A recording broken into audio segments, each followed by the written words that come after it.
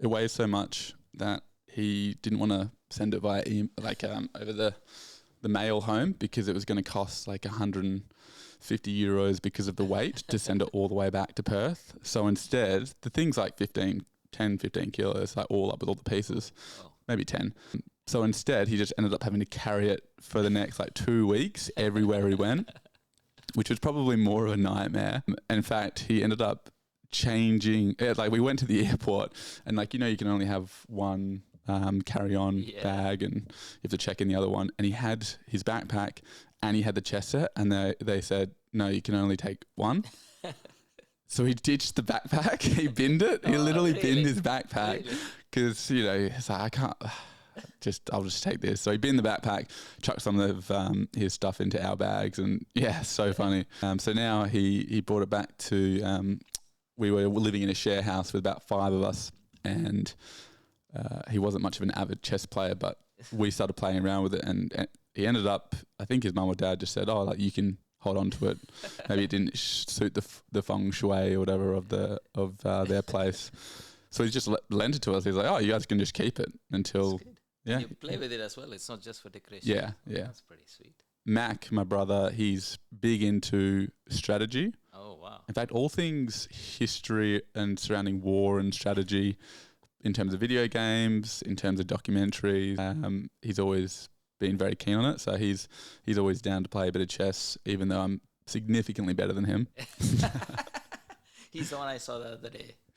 Yeah, when you came down to, where was that? The Cottesloe Civic Centre. Yeah. That was a fun little day. It was nice, actually. I didn't expect there to be, I think it was probably, 15, 20 people I think so, throughout the day, which was really cool. And hopefully that'll sort of continue. We'll probably look to do, I know we're going to do one next week. It's a little bit more pricey, the comedy pub crawl at the Fringe Festival. So my girlfriend and I, we were like, yep, we're really keen to go to that. So let's just see if any of the backpackers want to join along, and maybe we'll go for some food beforehand, just to let a few people catch up.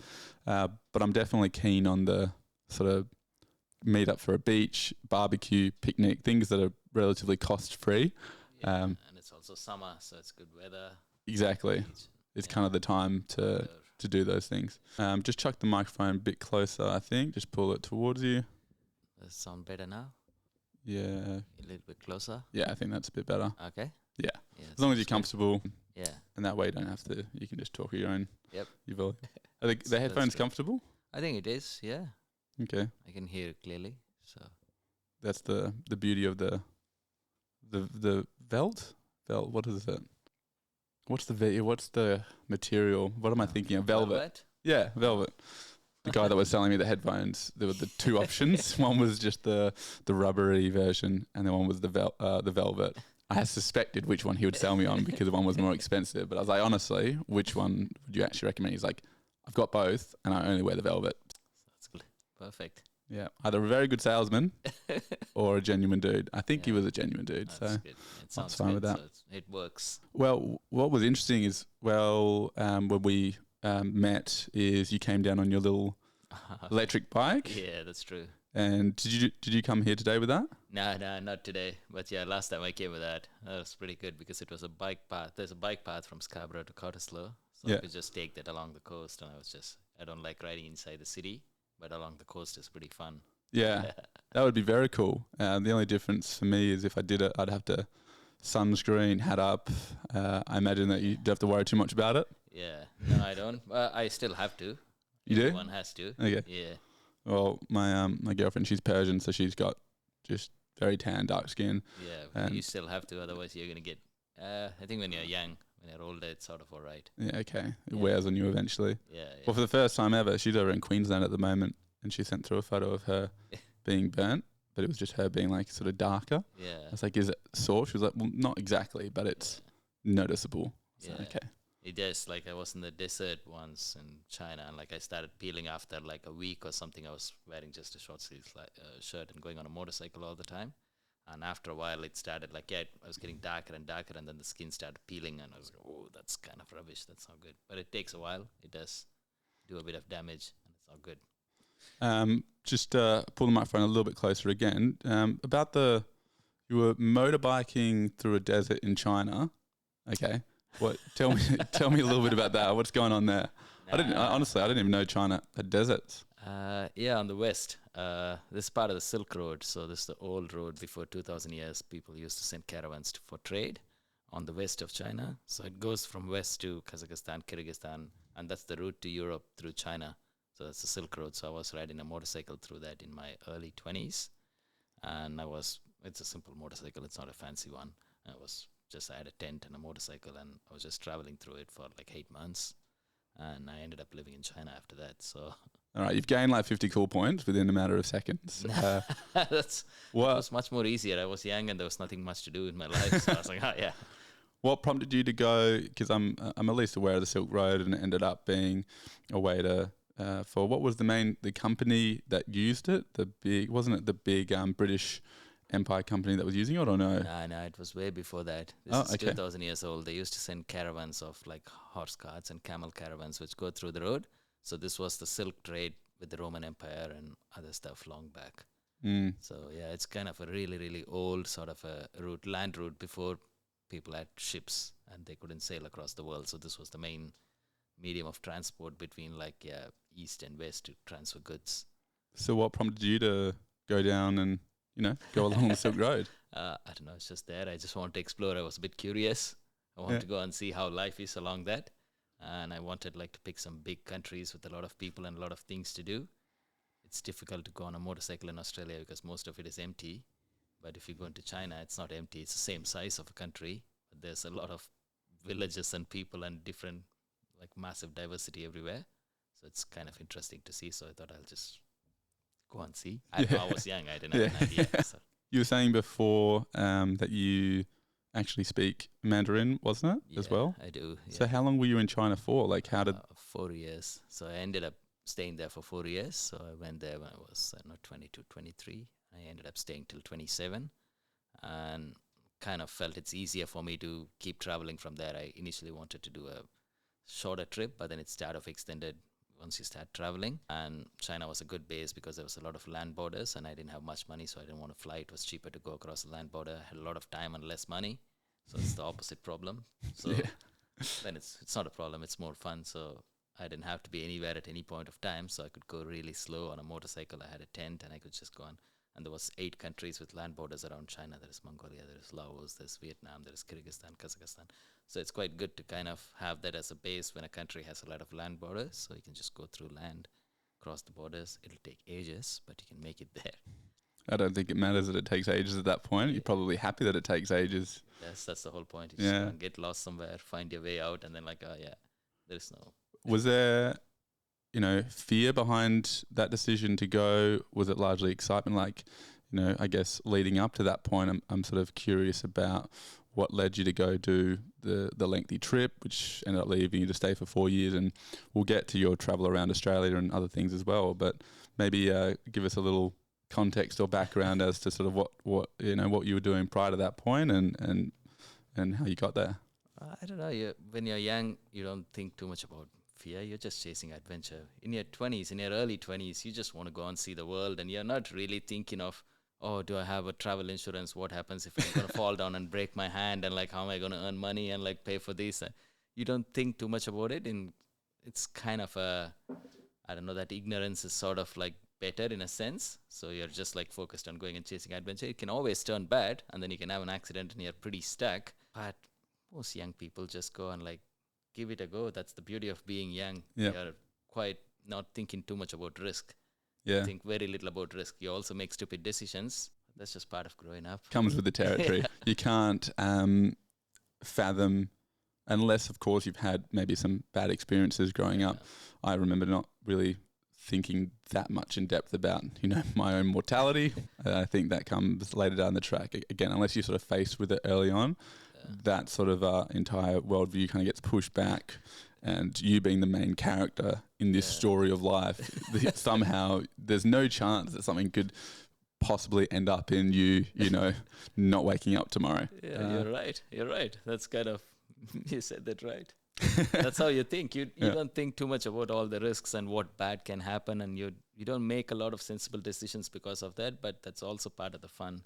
You just are a little bit more bold, and you can start like new business ventures. I don't know, you're not worried about like all those things. You don't have to pay rent, and you're like, okay, I can live in a tent.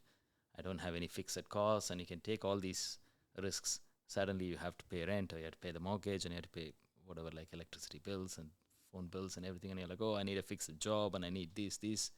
I have fixed costs. I don't have any costs. I'm 23. Nobody's dependent on me. Nobody's looking for me. Yeah. And I can just do what I want, and it's fine as long as I don't badly hurt myself and get stuck somewhere. It's good that you sort of, whether or not you were even conscious of the time or at the time, it's good probably, it's good I imagine to look back and say like, yeah, I just went and did stuff. I didn't think too much about it. It doesn't lead me to believe that you'd have very many regrets as a result of going down that line, you know. You get to just sort of meet people, do cool shit, so to speak. I think that's not a bad way to sort of kick off your early 20s. Did you grow up in Australia? No. I was born in the south of India, and I have family in Singapore, and I was spending a lot of time in China, and I'm a Kiwi, so I lived a significant part of my life in New Zealand. So, and now I'm here. I'm here in Australia only for the last 2 years, a year and a half. Okay. I came to Perth, so yeah, Nice. been wherever I could. So have you got 2-3 passports? No, I only have a Kiwi passport. I'm only a New Zealand citizen, so makes it easier for me to live in Australia, so I can just come and live. I don't have to worry about visa or anything. So that makes it easier sometimes, because I remember like, you have to apply for visas in China every single time, and it runs out, and you have to extend it and do all this stuff. So you don't have to do anything here, so I can just come and live. So it's easier. So how long ago was the trip around sort of China? In my early 20s, and then I lived in New Zealand, and my kids were born in Auckland. So then I was living in New Zealand for a long time, and then I moved here in the middle of COVID. So in December 2020. Perfect timing. Yeah, because there was a trans-Tasman bubble, so you could come here, Kiwis could come here, and Aussies could go there for 6 weeks. The bubble just burst after 6 weeks. So I was one of the few people who just made it across during the bubble. Like a few people went the other way, and that's pretty much it. And then they closed the bubble for like another year and a half or something. So how did you make your way in? What was your, I guess, direction through? So I could fly into Sydney from Auckland. And there was no checks at the time. So this was December 2020. So they tried to open this border so you could just fly in. All I had to do is wear a mask on the flight or something. And they just do a temperature check. There was no tests or anything at that point. And you could come into Sydney, and that's it. It's just normal. Then you just come into Sydney and do whatever you want. But then things started getting worse between the states, because you could still not come into Western Australia at that time. It was easier to get into Sydney, but I couldn't come into Western Australia. Which was the plan? So the plan was always to go into Perth? Yeah, eventually to end up in Perth, because I have a bit of family in Singapore, and so it's a bit closer. After COVID, it made sense to be a bit closer to the family and not be too isolated in the South Island of New Zealand, which is beautiful. But after a point of time, I just thought like, it's easier to move here, and I was not sure what's going to happen after COVID with the flights and stuff. So just came into Sydney, but then drove around the country through the north, through the long way around, and just made it here after 18,000 kilometers. Just a good fun trip. Beautiful country, by the way. Thank you. Every time that I speak with someone that's been traveling around it, also, I don't know why I said thank you. It's not like I did anything, you know what I mean? Like, no worries. I'm glad that you really enjoyed my country. That was hilarious. But every time that I speak with someone that's been traveling around Australia, there's a little sort of gnawing at the back of my head that always makes me go, I just have not seen much of Australia really, besides from the major cities and some basic wine country, the classic places that you might go on a holiday. Don't have a four-wheel drive, which I'll definitely be trying to correct in the near future, and haven't just really done good lengthy road trips. And I was mentioning to you beforehand, that's definitely up on the horizon. Probably my sort of big goal in the coming years is to make a bit of a lap travel around and get to experience what I keep hearing about now. I would highly recommend. It'll be a trip of a lifetime. You should just go across the country, spend 6 months at least. It's a big country, by the way. So you cannot do this in 2 weeks. You need like a big chunk of time, and there is a lot of little spots, and you can go and like explore them forever. So at least you need like 4 to 6 months at least. The more the better. So run me back to the beginning of your sort of trip around Australia. How were you going about planning it, or are you a big planner? Are you someone that goes like, I'm going to really sort of map out what I'm doing and where I'm going, or do you just have sort of some basic things that you make sure are all settled and good, and then you just go and figure it out along the way? I think I only have the basic things. I'm not like a big planner. I don't have every day where I'm going to be or anything. And yeah, also it's been quite a bit of time now. So I was spending a lot of time in whatever Tonga, Samoa, Vanuatu in Europe. So I was traveling quite a bit in the last 15, 16 years. So all I wanted to know is like, okay, I have some setup. So I can like, I know I couldn't easily travel with a bicycle and a tent here. You can, but it's just like way more challenging. So I wanted like to get a camper van. Yeah, just a simple one. And then like I can just go. I know the rough direction I wanted to go. I wanted to go from Sydney, but I wanted to do the Queensland and Northern Territory and northern part of Western Australia and come down here. So, and then on the way, I just meet people and ask them like, what's cool? There's a lot of people coming the other way and I'm coming this way. So I shared what I know and they shared what I know. I was like, oh, I was in the school place and I saw Kasawari bird. You should go and check it out. And they're like, oh, you should go to Lake Argyle because it's beautiful and there's some crocodiles there. You can go and swim and whatever not. It's like, oh, sweet. So you just meet a lot of people on the way and you exchange information. It's a little bit old school. Yeah. Because I did most of my traveling before smartphones and even Google Maps, or a significant portion of my traveling. So there was not easy access. There used to be a Lonely Planet book, which we can read, but there was not a lot of information on the internet at that time. So I'm still used to traveling that way. But now I know you can just put the destination on Google and it tells you all the place of interest around and like on the way there and it puts pictures and it's easier. But yeah. Don't get lost as much. Yeah, I miss getting lost a little bit though. I don't use the Google Maps too much. It's useful in the cities, but otherwise, yeah. I was going to say, so, you've been traveling, as you were saying, for a lengthy amount of time. Do you want to maybe touch on, I guess, the evolution of your travel? And I am quite intrigued about the traveling idea with no smartphones, limited, if any, access to internet, maybe even prior to that. I don't know how long ago exactly that you've been traveling, but that process of just a lonely planet book that you're doing a quick little bit of homework on to figure some things out. And largely, my experience, at least of backpacking, is the best information is always the information shared between people. Yeah. Even now with the information age and access to everything on your smartphone, you're still going to get better information, find cooler things, typically when you speak with people. At least that's what I found so far. But again, through your travels, maybe just touch on some of the places that you've been and I guess what it's like to get lost without having such a thing like a phone. I think it's a beautiful experience because it kind of makes you interact with people a lot more when you get lost. Because if you have the address on the GPS and you put it and it tells you exactly where to go, you kind of reduce your chance of interacting with the people on the way. But if you are lost, you have to go and talk to someone and ask directions. And that kind of always, you never know where the conversations go and what they're going to say.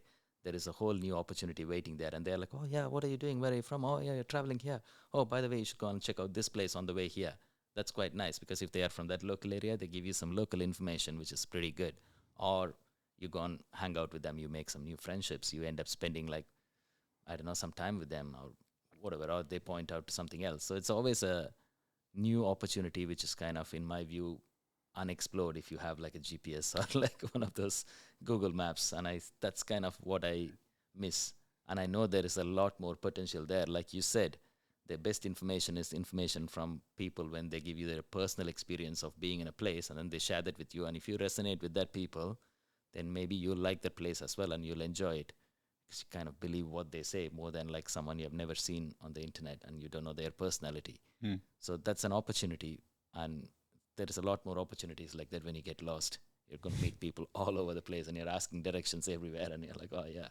I'd never thought of that beforehand. I think that's a really cool feature of, the lack of a phone. Hey everyone, thanks for following along with the show. Hope you've been enjoying the Waytree podcast. This is a little bit of a shout out to our new app coming out soon, Waytree Experiences. It allows backpackers, solo travelers, locals to connect with someone else who's looking to go and do some sort of experience or go, explore the area that they're in. We're in Perth at the moment, so a classic one might be wanting to go over to Rottnest for a bit of a day trip. With the app, you'll be able to go on, experience of going over to Rottnest. You'll then be able to match with people that have liked similar experiences and who are nearby looking to go do something. And it should allow you to fairly quickly get out into the world, get exploring, and make some mates along the way. So again, that's at waitree.com/experiences. Let's get back to the show. I hadn't considered that the touch points of the act of being lost forces you to interact with someone. And I think people are relatively helpful when it comes to someone that's looking for directions, or, as a foreigner that's just trying to experience cool places. You kind of feel compelled, at least I feel I would feel compelled to give them the best possible information, and some tip about, you should definitely go check that out. It's a really good point, actually. Perhaps it might have to be a part of my future travels is lost days or something. Something that's, there is no maps allowed. It's there as a backup, of course, just in case. But asking people for directions, I wonder if that's how often that happens. It can't be that often people are stopping someone to ask for directions. It must be like really dying off, if It's at all. dying off. It's totally dying off, because even this time when I was in Korea, I remember, and even when you ask directions, people are like, oh, just check in the map, and they point out in their map, in their Google Maps or your map, and even they are losing the art of this. This was not the case before 15 years for sure, because there was no smartphones, and you ask, and people might not know the directions to places which are, 500 kilometers away from them. Their radius was quite small, so they would give a lot of information around where they are. But now, they refer you back to the map, or sometimes they refer to the map themselves, and you also diminish 80% of the need to ask people because you have a map in your hand. So, it is a dying art. It's kind of changing how you see the world and how the world sees you. Before, like people, like you said, like if someone comes and asks you for a direction, you would be keen to help. You will still help even now, but then they can help themselves with their smartphone as well. Before you knew, there is no other choice for them. They're coming from elsewhere. It's a foreigner, and I want to kind of be the best host I can, and then try to give as much information as possible. Or if they're totally lost and if they need help or a place for staying for the night or something, I point out to a campground or invite them to my place or whatever. We had all those possibilities. Now you don't have to do any of those things, because they have a smartphone and you can find all the campgrounds around, and you can go and find a Airbnb to stay somewhere, and you don't need to offer any of those things. All those options you also know exist, whereas the people who met me, they know those options don't exist, and they know I was there. So they would invite me somewhere to a yurt in Mongolia, and you go and stay with them in a yurt. Like, I've got a relative over there that you should go say hello to. That's perfect. That's the best information. They always say, oh, my cousin's over there or my aunt's over there. Like in that area, I just go and say hi and say I sent you, and then you go and stay with them in their yurt. I don't know, eat some sheep cheese, just hang out there for a bit, and the next day you share what you have with them, and they share what they have, and then you keep going the next day. I think we should probably consider what can be asked as a way to compensate for that loss that's going forward. And I think I was just in my brain going, well, if I don't need to ask for directions or that, because you're right, even if I ask someone for directions, they might now just get up their phone and be like, oh, it's just, over there, just type that in and, you'll find it. But perhaps, it's like, you don't necessarily need directions, but do you know of any, hey, I'm just around the area, I'm just looking for a place to eat and some cool stuff to check out. Like, do you have any recommendations? Maybe just going back towards the recommendation. I feel like I'd be comfortable stopping a stranger to ask for something like that. But you're right, the directions, okay, that's dying off. All right, what can I compensate that with? Okay, I don't want to find on Google Maps best cafe in town, or place to go grab a beer, or place to go camping. All right, I'll try and avoid looking up that information and go ask some locals about it. I think that's my way of compensating, maybe. I think you should, definitely. I would highly recommend, when you go on your trip around Australia, just go and talk to some regional people, ask them some information, because they've been camping and fishing and doing whatever you're hoping to do there for like a long time. So they'll have all the secret spots, and they'll point out to you, sure, you can do all your research and it's all there on the internet. You can spend like a bunch of time before, but that's not fun. We are human beings. We want to interact with other humans, and it's more fun. And then, like, you never know, you will miss out on the experience of them saying, oh, my cousin's there, or like, oh, we're having a party, by the way, like in the night, if you want to come and join. You're not going to find that. And like that kind of invitations are really valuable.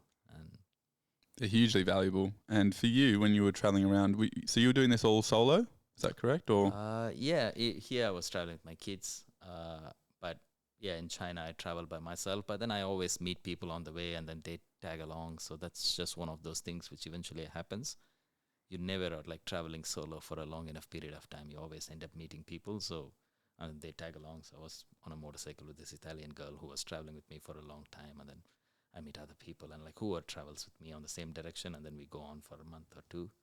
I was traveling with another Kiwi mate of mine on a motorcycle. He did the Marco Polo route. Marco Polo was like an explorer by land before, and he came from sort of the Roman Empire to China, and he did the route on rivers, tracing the route which he came, and he had some family in. My mate had some family in Armenia and Azerbaijan, so he stopped by there to see like really old family. I don't think he knew anyone, but he went to see whatever, like how that town was and stuff. Yeah. So yeah. As soon as I hear Marco Polo, I think of the game that we used to play as kids in the pool. Marco Polo. Yeah. That's true. Funny little games. So when you were traveling, when you're traveling with kids, how old are the kids? Now they're 11 and 9. So when I came here in 2020, right? So they were 8 and 6 and 9 and 7. Yeah. How do you manage that?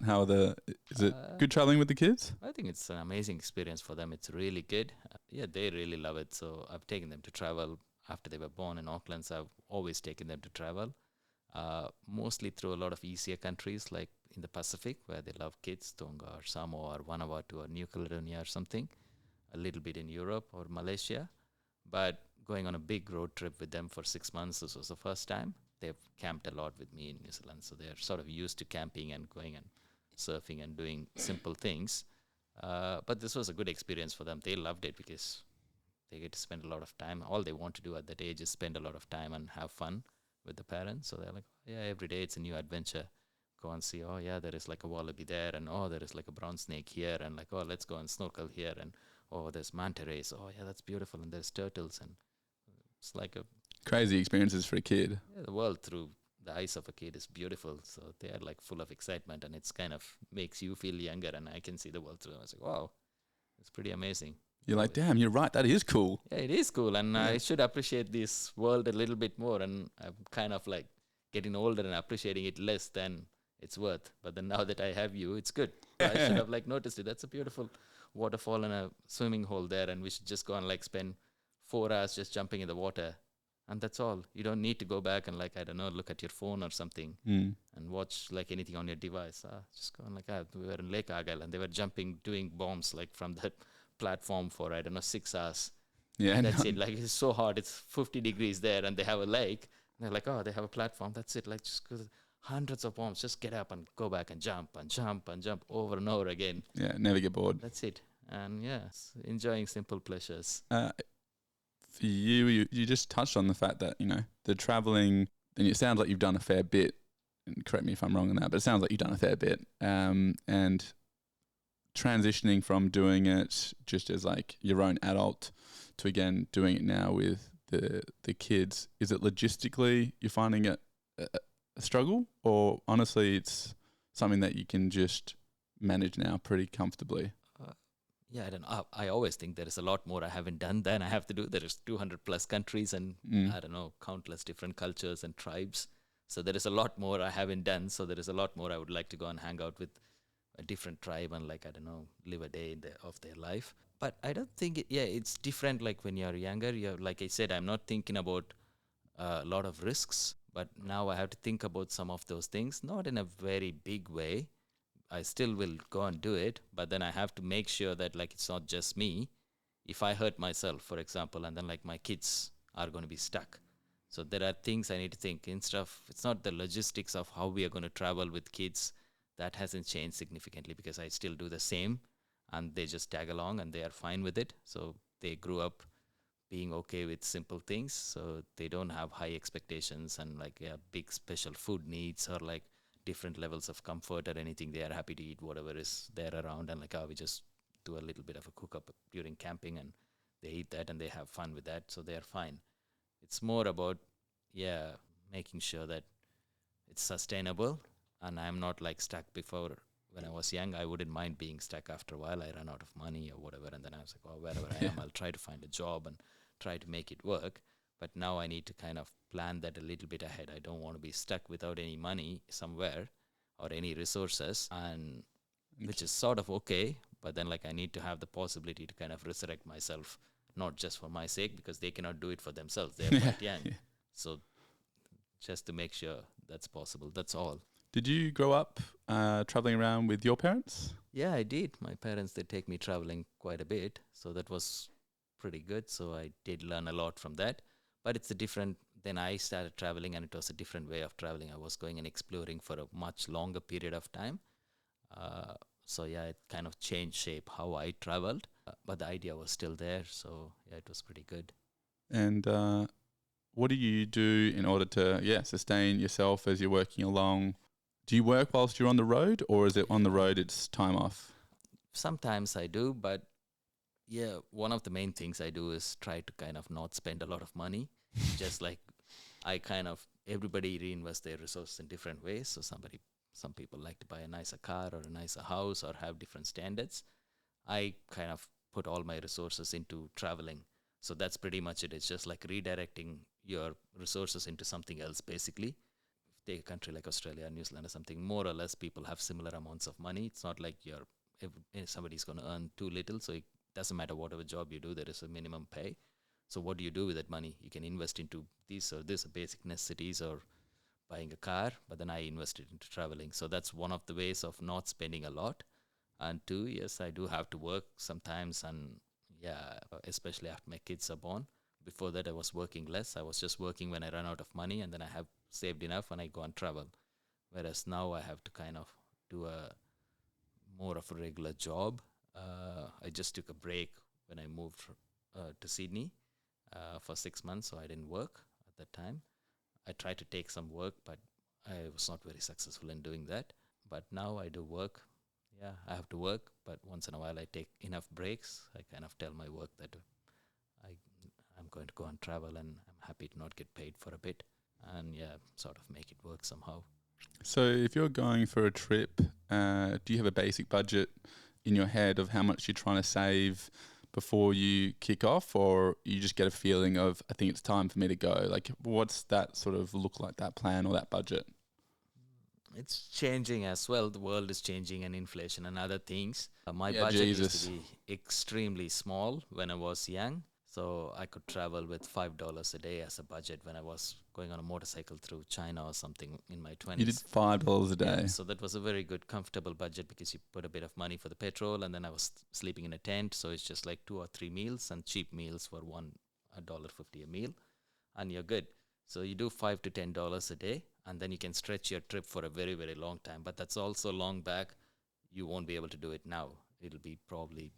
But you can still do it now for, I don't know, $30, $40 or $50 a day, for example, now.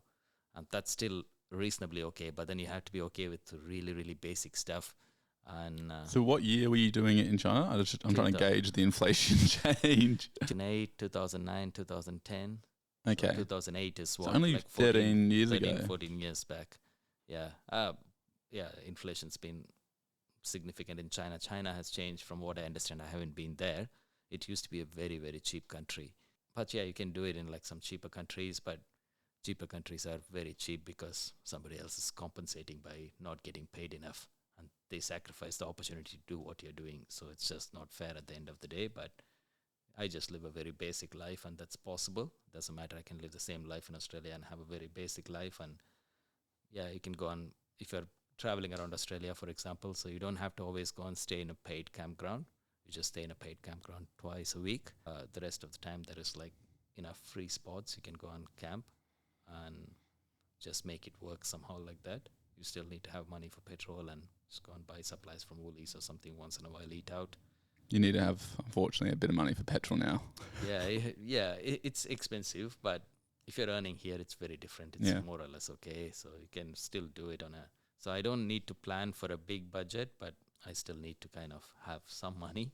So are you renting here at the moment? Yeah, I'm renting at the moment. So if you go traveling again, are you still paying for rent on the road? Yeah, My kids are going to primary school. They already had a bit of a break, so they are going to school now. So I don't think I can go and do another 1 year trip anytime in a hurry. So I can take them off school for a year. But if I go for a month, I have to pay rent because the rental market's quite challenging in Perth. So you're not going to give up the house just for a month. And then what are you going to do when you come back? So that is double paying, and that makes it a bit tricky. But when I moved to Sydney, for example, I didn't have any fixed costs and I was not paying any mortgage or anything. So I just had a camper van and was living in the camper van. So that's all right for 5-6 months. So you don't pay rent. Instead, you use that money to live in a camper van. How many trips have you done? Oh, this weekend we just went to Albany. I took the kids to do a bit of a hike around Albany and Denmark. So it's good. That's why I don't sell the camper van. So I just keep it. I don't have a car. I just have only a camper van. So when I go to work, I go and park the camper van on the street. When I go to work, I just try to park a little bit away. So that's pretty cute. Just seeing a camper van rock up to work. I was like, how are you paying this money? You're living in the camper van. Is the camper van secondhand? Yeah, it's a really old one. It has done, I just checked recently, it has done 486,000 Ks. So it's a really old one. I bought an old one as well. So it's a very basic, simple one. It's not like a decked out camper van. It's just like a... Don't drive above 100? It does, especially in Northern Territory where the speed limit is 130. And you have to watch out sometimes because you'll go over it because it's pretty empty. You only see 1 or 2 cars every hour or every couple of hours. So you can go faster if you don't watch the speedometer. I was like, because... Yeah, all of a sudden you're just flying down. Yeah. With the camper van, is there a reason... Was it the kids, the big reason for the camper van? What sort of led you to that choice? Yeah, I think kids mostly, and also if you're going to live in it. So it's a bit more easier to... it's a bit different here in Australia, but I was thinking more about NZ, where it rains a lot, and it's good to be able to stand up inside and cook if you can. It's quite rainy and windy. So if you're traveling there, if you want to kind of step out and set up a separate stove outside and everything, or put a tent and do things, it's okay. But for a long period of time, for 5-6 months, it makes it a bit more frustrating. And then it's raining and all your tent's wet and all your gear's wet. And the next day it's very difficult to kind of dry it and everything. So I wanted something which will make it easier. But then you're also traveling anyway. So you have to have a car and then you have to have all this gear. Instead, have a camper van. I bought a very old one. It's not like a fancy one, so it's okay. Doesn't matter if you get some dings here and there or a bit scuffed. It's got a lot of dings, and I got it stuck in Northern Territory in crocodile-infested waters. I bogged it in Inkscape, and it's all right. It's part of the adventure. How did you get it out? Was that just kids stay inside? Just let me know if you see any crocodiles. Yeah, more or less like that. Yeah, because it was in Kakadu. There is this place called Nurlanji, which has some Aboriginal paintings, and I wanted to go and see it.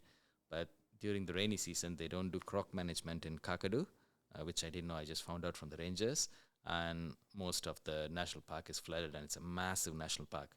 So there was flood waters, and I was just driving through, and my daughter was sitting in front, and we were looking at those markers, the flood water markers, and it said 20 centimeters and then 30 centimeters. And I was like, okay, it's not bad. 20, 30 is not too bad.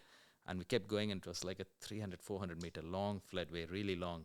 And then it kept going, and we kept going, and we thought we'll make it, but midway through, it kind of gotten deeper and deeper, and it took a lot of water inside. The air intake was lower on the van, and it just stopped. It just stalled in the middle. I was like, oh no, we are pretty stuck now. How do we get out? First, how do you get out? Because there's crocodiles in this water, salties are there. And then 2, how am I going to tow the van back? And then 3, how am I going to fix this? And this is where we live. So now it's a bit of a problem. Yeah, that's a big problem. Yeah, but you don't have any time constraints, so it's sort of okay. So you just can wait it out, and you can wait for somebody to come in. So I was waiting for a bit, and then there was a 4-wheel drive which came on the opposite direction. And luckily, he happened to be a mechanic from Darwin. And of course, he cannot fix the van, but he had a 4-wheel drive, so he could tow me back. But then he was very nice, and he's like, okay, let's both get down. You keep an eye on the crocs. And then I'm going to go and go under the water and tie the van underneath to the tow bar. Of course, he can watch for the crocs as much as he can. They're stealth predators. So he's watching for them.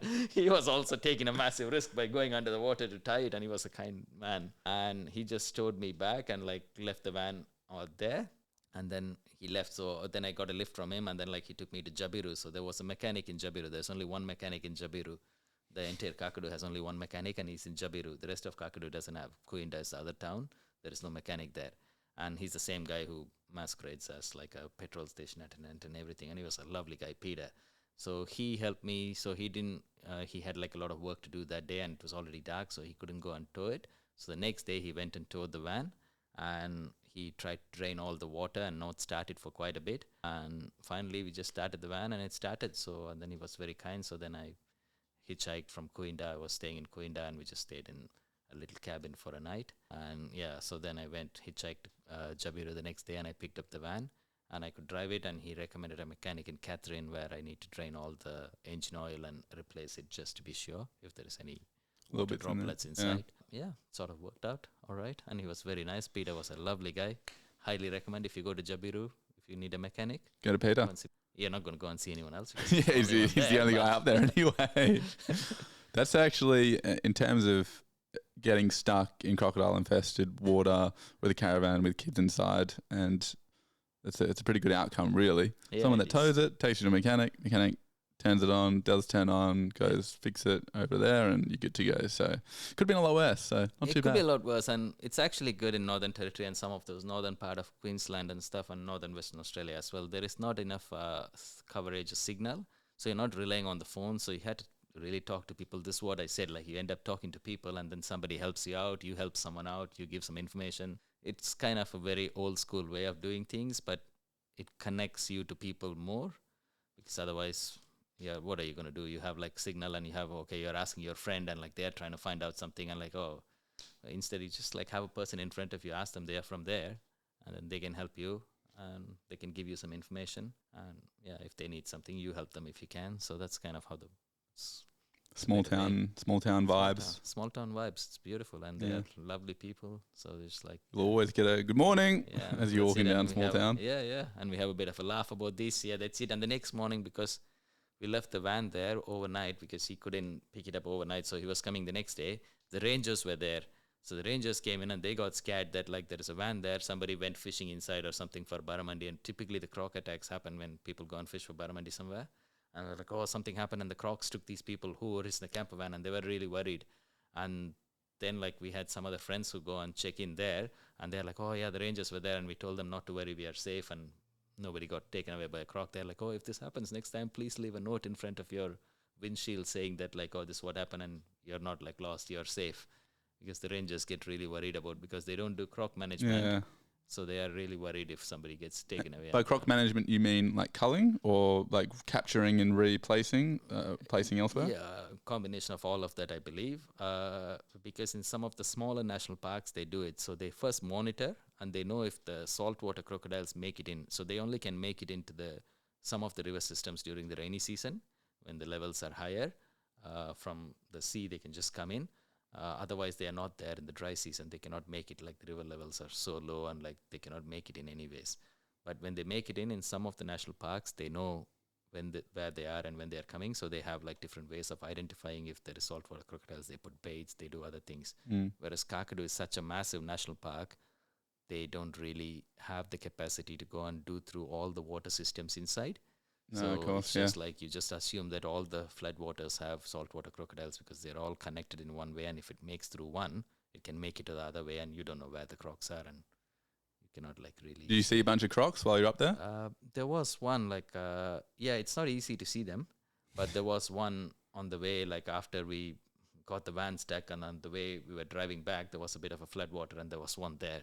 So sometimes it's not difficult to spot. You only see the eyes, or like it looks like a rock sometimes. Thanks for following along Waytree Experiences. Really appreciate it. Hopefully you found it helpful so far. We plan to have many more conversations with backpackers who have travelled around Australia to find out what they're doing, how they're doing it, so that you can be better informed, get the most out of your trip. So if you like what we're doing here, give this show a 5-star rating if you feel so inclined, or a thumbs up. And we really appreciate anything that shares it around. As you know, that's how things grow, of course. So that's all I'll ask. Give us a little bit of a shout out, and I'll really appreciate it. Cheers, guys. But yeah, the saltwater ones, the freshwater ones are there everywhere. They are fine. They are not a real threat. They're there in Lake Argyle and Kimberley. Heaps of them, 25,000, I think. Yeah. they're mostly okay. We keep getting told that because I spend a little bit of time up in Kununurra, which is right next to Lake Argyle, and we would go on the river system and you do some wakeboarding. So the locals there, you just get on the boat, you just chuck something in the water or a donut even, but we did a bunch of surfing and wakeboarding and really good fun. But, you know, every time you fall off, you're in the water sitting waiting for the boat to come back around. It's sort of like doing it in our river systems. There's a little bit of concern that, is there like a bull shark going to be around here or something? Most of the time you don't think about it, but for that brief time where the boat's still heading off in one direction and you're just sitting there in the murky water and you just get a little feeling of like I'm sure I'll be fine, but okay, I'm just fingers crossed nothing goes on here. And of course, the boat would come back around and everyone says, don't worry about the fresh waters, all good. Yeah. But no doubt if I saw one swimming past me whilst I was just sitting in the water, I wouldn't feel like, oh, no worries, mate, just fresh water. Oh, it's just fresh water, don't worry about it. You cannot even identify it. Like, oh, what? I'm just panicking. This is not the right time to identify. But that's the thing, when so many people are doing it, it gives you a bit of confidence that I guess, you know, if the locals are doing it, do as the locals do as the Romans do, sort of thing. That's perfect. Give me a little rundown of the trip. So we've just sort of hit up points of what you were doing and for the length of time you were doing it, but maybe give us a little bit of a run through of the trip itself. Like, where did you start and sort of how did you make your way around, I guess? So I landed in Sydney from Auckland, and then we went to this Penrith and picked up the camper van. Put a solar panel on top just to kind of make it easy. And then I went to Canberra because I have an old mate I used to live with in China. He lives in Canberra and he works for the government now and in the Chinese embassy. So that's perfect. So just went to see him, ate a bunch of food, hung out there for a bit. Then I wanted to go back into Sydney for the New Year's this was 2020 December, right? So for the 31st of December, I want to go into Sydney, be in Bondi or something for the New Year's. But that's when like they had a cluster of COVID inside Sydney in Penrith where I picked up the van. So if I just go back in, you cannot go back out of Sydney. So you're going to be in lockdown. So I had to take all these back roads in New South Wales through like some tiny little old gold mining towns. I don't know, there's still people sitting and like sifting. There's some old guy sitting and sifting through the river for like gold. And I think, you're still doing this now? It's like in this way. And like, he was a lovely guy, by the way. So it was good. So I went through all those little towns. And then like just made it past Sydney, so just like went to the northern coast of New South Wales towards Yamba and stuff. So then from there like just went along the coast for quite a bit and then entered Queensland. And the same like just went through Queensland for quite a bit along the coast, stopping at all those little places. So for anyone that doesn't know, you know, Sydney on the east coast, you have to head south originally to go to Canberra to meet up with a friend, and then you sort of head back north, but sort of around back roads to then hop back up north through Queensland. And you're largely sticking on the coast, or you inland? No, mostly I was sticking on the coast, on the northern New South Wales, which is beautiful coast, by the way. So it's really, really nice until you reach Gold Coast. So it's very, very nice, and Byron Bay, and like things are like very nice along that coast. So you have towns like Yamba, which is kind of a nice little surf town. So just going along the coast of northern New South Wales and then entering Queensland through that part. And it's still COVID, so you have to do all that pass and everything and then show where you have been in.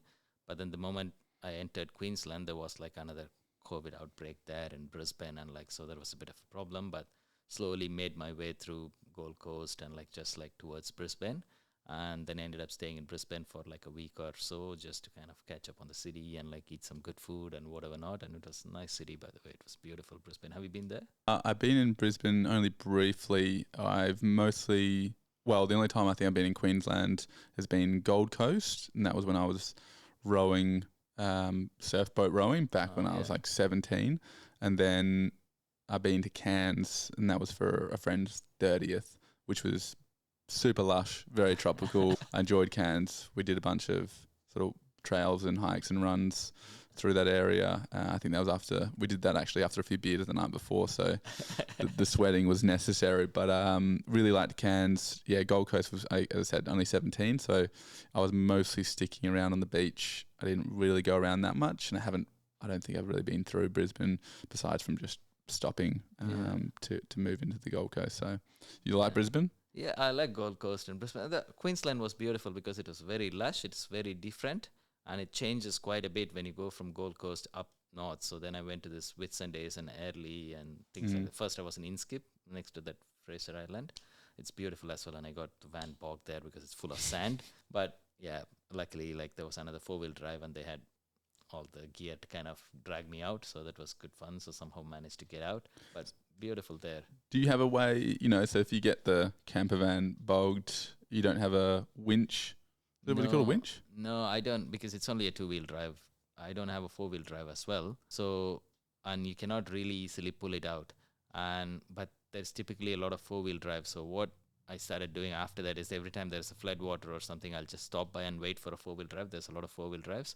I'll just ask them to tow me across with my engine stopped, which is okay in not the muddy bits. You cannot do Gibb River Road like that, but you can do like small bits and pieces. If you want to cross some small sections, you could.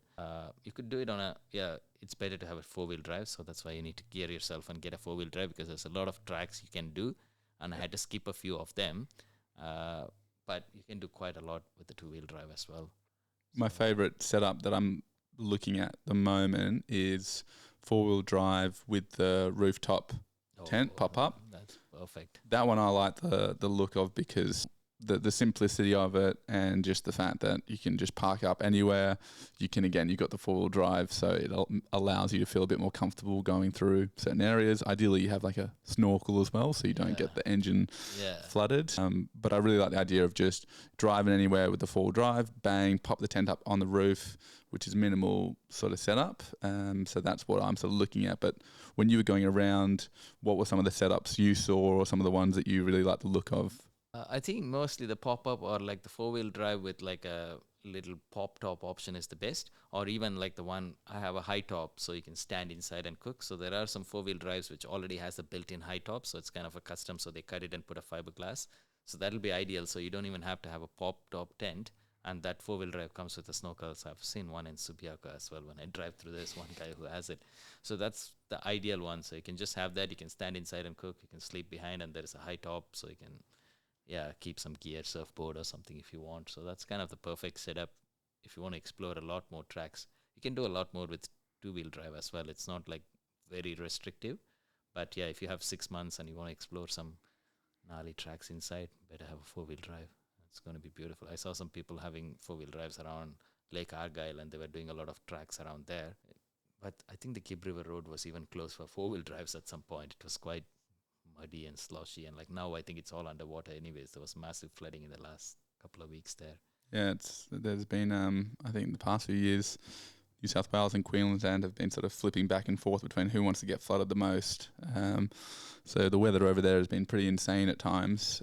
I definitely recommend as well with the 4-wheel drive. I have a friend who went and did a 4-wheel drive sort of course. So if you're going to go down that route and you haven't really had that much experience beforehand, I think it costs a few $100s, maybe $300 or something.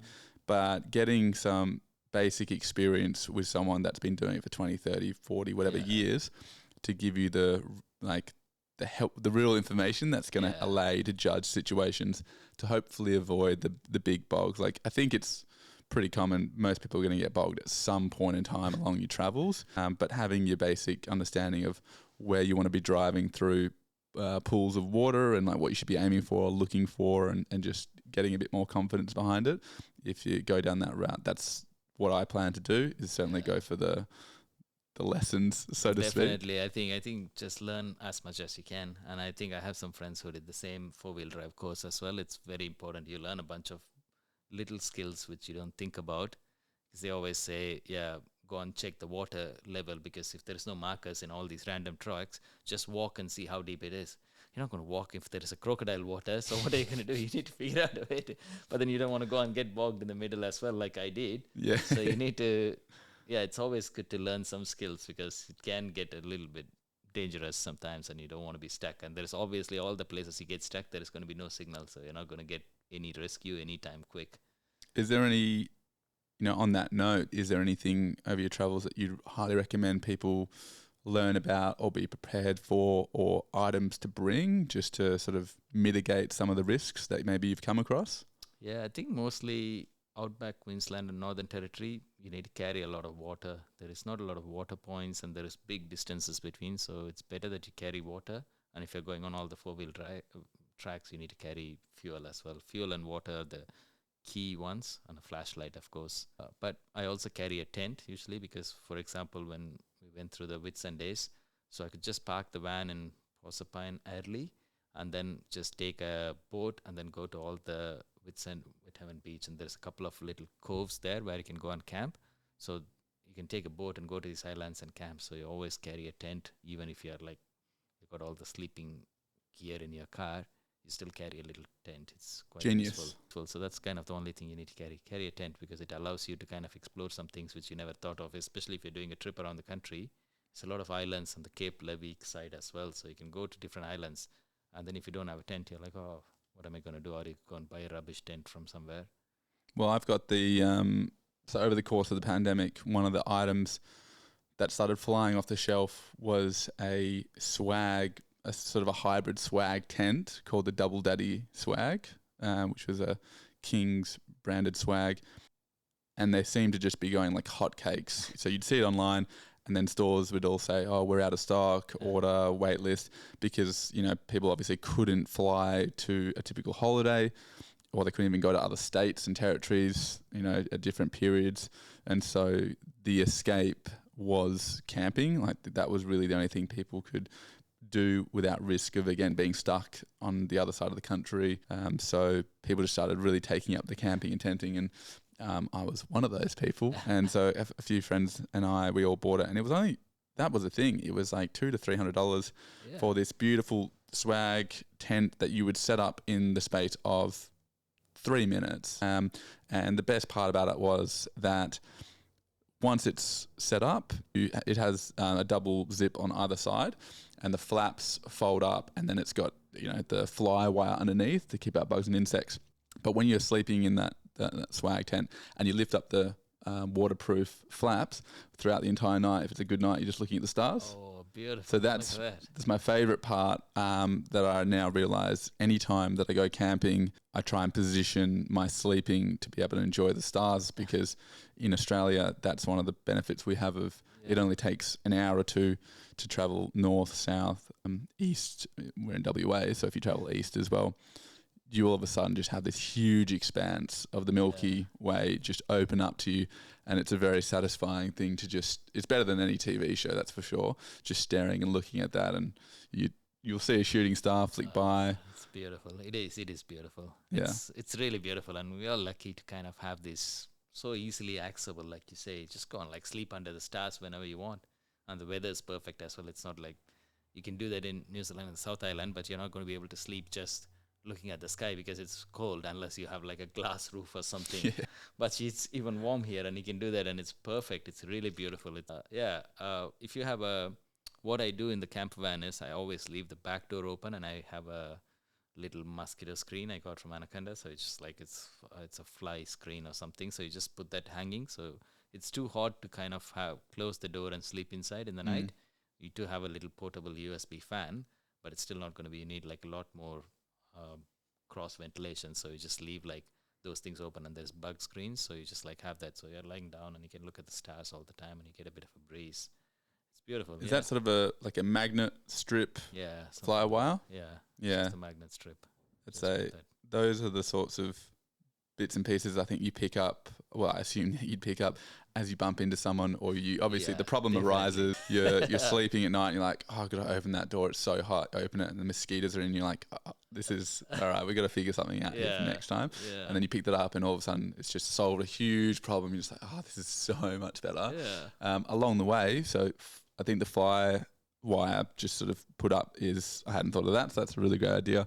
Are there any other small pickups, I guess, that you found added a lot to your value or solved some problems for you along the way?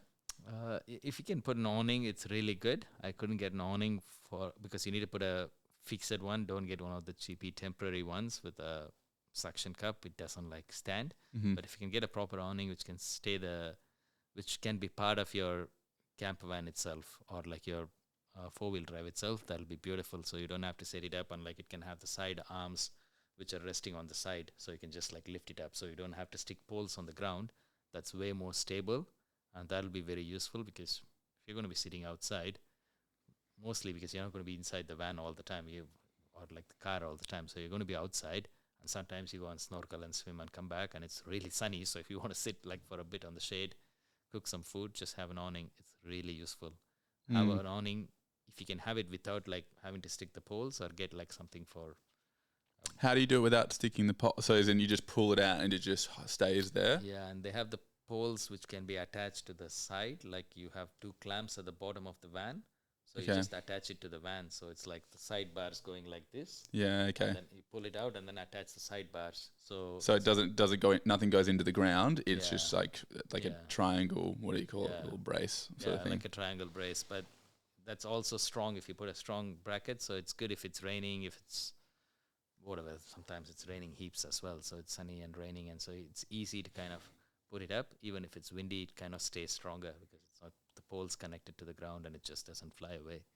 In terms of cooking, again, as sort of a newbie, I would imagine, like just thinking about it, I would take like a trangia, which I only know the name of that because of back in school days we did camping and we had to cook a meal with a trangia, which is like, to me, it's like a metal pot basically with a little frame underneath for you to put a Bunsen burner basically on, like a little flame that you get to heat everything up with. And the only problem is I've got a little bit of a PTSD with the trangia because I would have been 15, 14, something like that. And it was a camp in Moray, which is probably 2 and a bit hours southeast, I think, of Perth.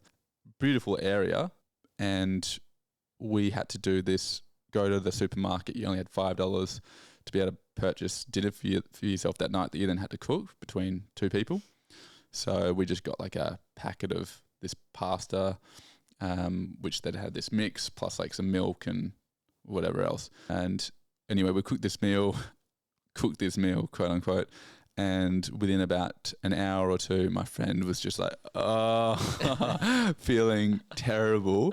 And I was all hunky-dory. I was like, oh, man, that sucks for you. Like, who knows? You must just be sort of sick. And then, it took me probably another hour or 2 later that night. I woke up in the tent. We were just using this little tarp covering, was sleeping under there in the bush. And then I just woke up to me just being like, and I had to crawl out on all 4s.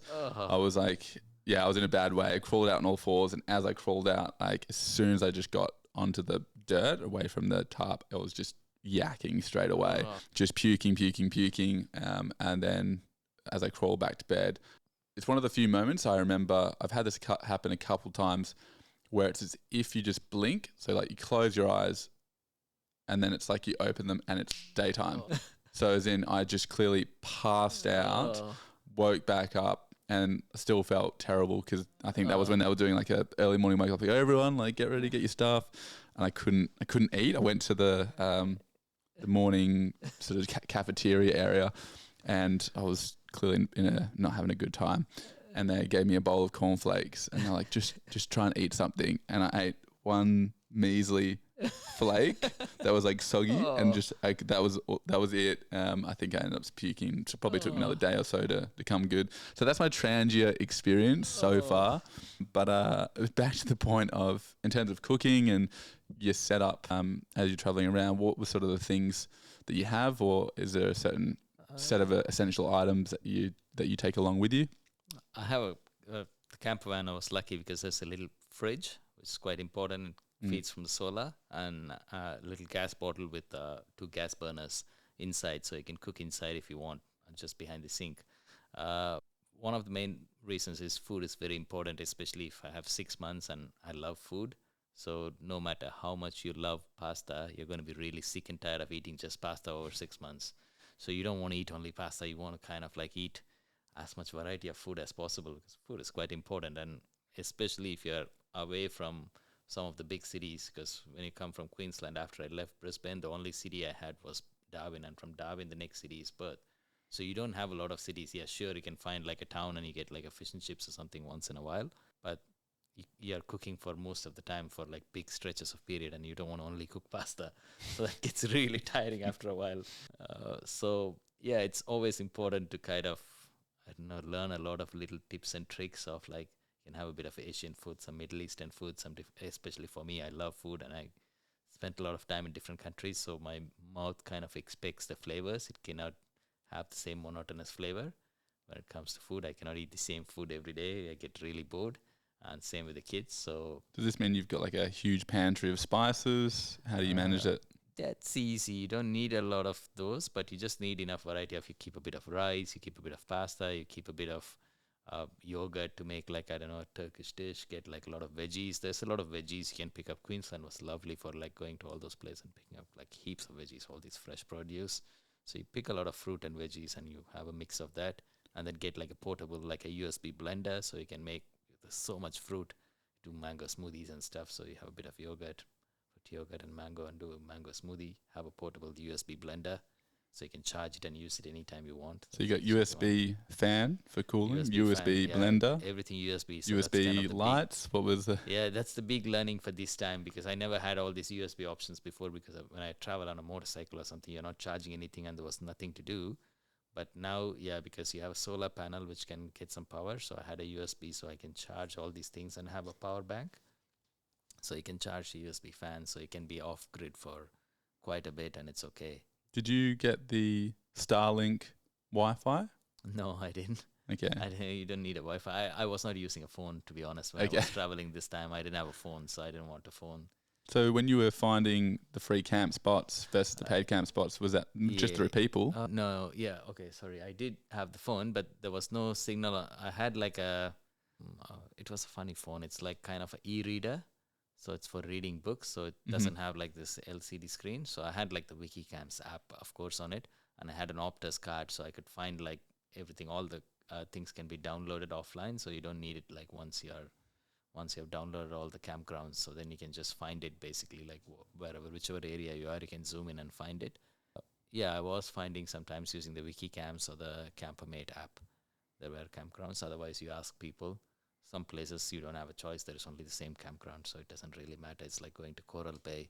There is only 2 campgrounds.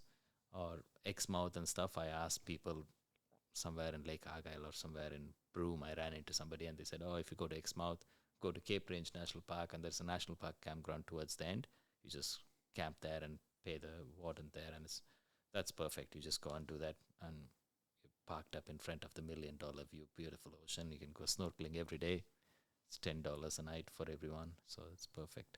How many $1 million views did you get to camp out at, do you reckon? Oh, quite a lot. There's a lot of them in Australia. In Western Australia, there's quite a lot, and they're all free. Of course, you want them in Perth, you had to pay the $1 million, but everywhere outside of Perth, it's free. Just go and camp. A lot of free camping, beautiful ones. It's one of the best parts of the living on the West Coast is all the sunsets. Yeah. You get the just across the entire coastline, and if there's a little bit of cloud cover as well, which gives the skyline a nice sort of patterning and helps reflect colours around. Yeah, there's no doubt that the sunsets we have here, we're very fortunate for receiving those. It's epic. So all you need to do is go and travel. Just get your 4-wheel drive. You'll go and park up in these most beautiful places. Especially if you go north of here, all that red earth behind, and then the beautiful blue Indian Ocean, and such a big contrast. And you get the sunsets. So I was like, wow, this is amazing. This is epic. And then you just go for a snorkel in the morning. You get up and go for a snorkel in the morning. First thing, that's all you need to do. Get out of your van. It's just like step out and there's snorkeling there. Just go and snorkel. Beautiful fish everywhere. So bring your snorkeling gear? Definitely take the snorkeling gear. That's mandatory.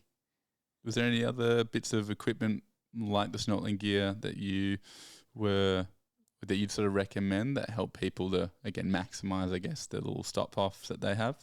If you're into surfing, of course, take a surfboard, but it's definitely bulky. So, or like if it's too bulky and you're not able to carry boogie boards, so just to catch a bit of waves and it's more fun. Snorkeling gear for sure, tent. Yeah, if you're into fishing, take a fishing line. So it's always good, like, to catch some fish, take a fishing rod. So just to hinge back on the trip itself, so as you were saying before, you flew into Sydney, picked up your camper van, quickly stopped into Canberra, say hello to a mate, and then made your way sort of north, having to avoid the COVID restrictions at times where possible. And then as you're making your way up through Gold Coast to Brisbane, how, like, bit of a timeline? How long are you sort of you taking your time? Is Yep. this weeks at a time to get there, and then after that, where do you sort of head off? So I was roughly spending at least a month in each of the states. So I was there in New South Wales for a month. So go along the coast of New South Wales, just spend a month, couple of days here, like a week here if it's a nice beach and a nice camping spot, couple of days there. Like so, just slowly make your way. Same in Queensland. Queensland's big, so a month I should have possibly spent like a month and a half or two in Queensland. It's definitely worth it because after Brisbane, I went to this Inskip and then like went to this. Early and Whitsundays for quite a bit, so that was quite nice. And then went north of that and went a bit inland, and they had like some interesting stuff inland as well. And then came back a bit more around the coast to see the cassowary birds on Mission Bay, I think. Where was it? I think it was Mission Bay. I don't remember exactly, but they're beautiful birds. They're only there and they're amazing. These majestic dinosaur-looking birds, cassowaries, they're crazy. And just saw them. Then like, Are they the ones with the big like thing on top of their head and they're the ones. They're the colorful ones. blue with and red sort of whatever's going on, like neck almost, or whatever's hanging off. They look like the big sort of a horn or whatever. Yeah. This thing on the head. They look like dinosaurs. They look like they are evolved from like I don't know pterodactyls or something. Have they got big claws? Yeah, they are a bit dangerous. They started chasing my son, and they can get a bit aggressive. So if you go too close to them, especially if they have, and once we saw one with like a couple of chicks as well. So if you just go near them, they can start chasing you, and they can whack you. They're like huge. Yeah, they're bigger than you. They're like not tiny birds, and they're not like the emus who just run away as well. So they are. I think when you see a big bird like that, or the crocodiles, you can't help but think, damn, that's a dinosaur right there. That's something crazy. It is beautiful there, though. Queensland's got enough diversity of animals, so that's what changes. Everything changes in Queensland when you go from south to north, here as well, I suppose. But there it's quite dramatic because it's getting more and more tropical as you go. It's definitely green on the south, but the big leaf plants and like proper humidity and tropics are starting when you go north, and there's a lot more tree frogs and snakes and pythons and stuff which you run into all the time, which is quite interesting. Did you go past the Great Barrier Reef? Yeah, on the Whitsundays on Early. I didn't go to Port Douglas and go in from there, but when you go from Early into the Whitsunday Islands, the Great Barrier Reef's there as well, so you can snorkel, but that part is pretty dead. The Great Barrier Reef around that area is heavily bleached, and there was a cyclone, I was told before, I don't know, in 2009 or something, which kind of destroyed a whole lot of reef there in that area. You can still snorkel there. It's nice. It's beautiful anyways. And I didn't go to that Cape York, so that's why I should have spent 2 months in Queensland and would have been better. So then I wanted to go into Northern Territory, so that's why I didn't go all the way, but the road through the north was cut off, so I had to come down and like cut through the middle, through the outback. There is a northern route which you can go through from Cairns, and like you just go along the coast towards Darwin, but that was fully cut off. It was underwater, so I had to come down and go through this Mount Isa, and there's a bunch of mining towns. It's tiny little pieces in the middle. Were you just coming up, you'd drive up, and then would there just be a sign saying don't continue with floodwaters, or how were you getting that information? Because I ran into some people in the Whitsunday Islands where I was camping, and this couple from Queensland, and they went to this Bujamula, which is a national park, which is supposed to be beautiful, and they have these tiny little crocodiles in the freshwater crocs, like tiny little ones, and they have these like beautiful, it's a bit like Karajini with blue waters. Imagine like have been in Karajini? Yeah. Oh no, I haven't been to Karajini. I've just plenty of photos. Yeah, so if you look at the photos, it's beautiful, right? Like all those rocks, but those rocks are like smooth, and then like with blue water in the middle. So that's kind of Bujamula. So I wanted to go in there. But then while I was going in, there was not a lot of information. It was raining heavily, and they said the road is bad. So I had to go there and call like one of those people there. And they're like, no, if you come in now, you'll get stuck.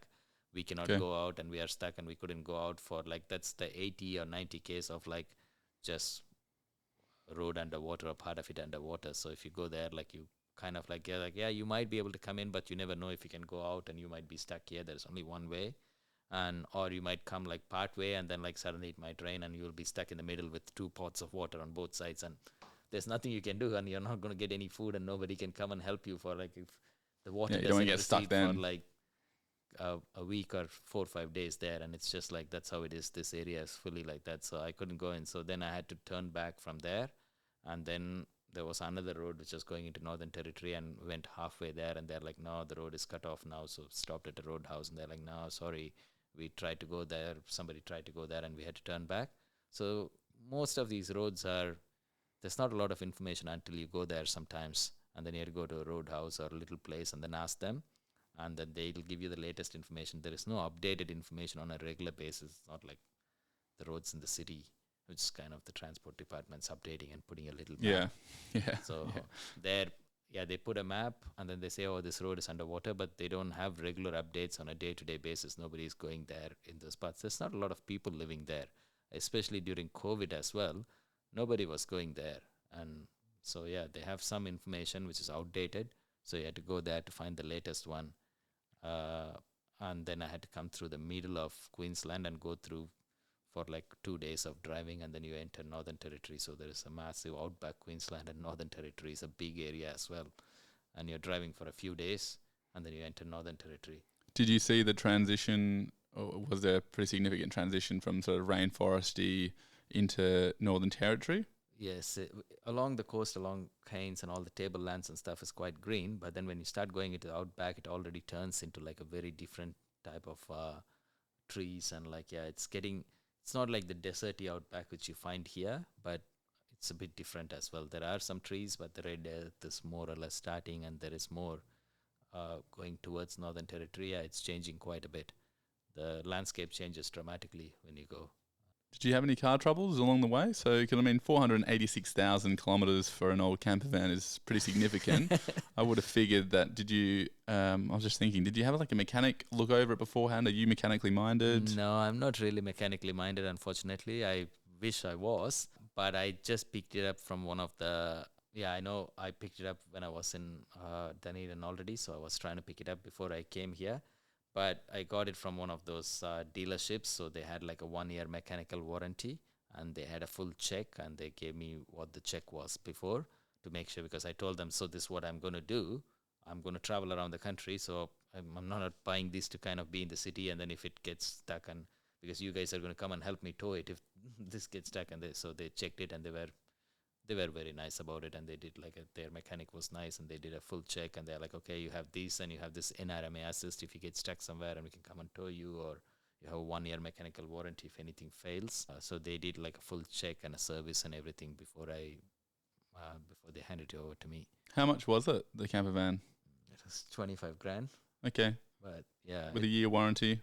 Yeah. Not bad. And it had like 2 beds on the top, 2 at the bottom, and gas bottle and a fridge, and like a water tank with a sink and a few things, and a solar panel on the top. So yeah. You didn't have to buy the solar panel, came with? I asked them to put it on, so they put it for me before they would give it to me, because I didn't want to go and install it, because they need to cut part of the fiberglass, because they didn't want to put a solar panel on top which is hanging up, and then it also needs to hook into the battery to kind of suck in the power and like charge the other things.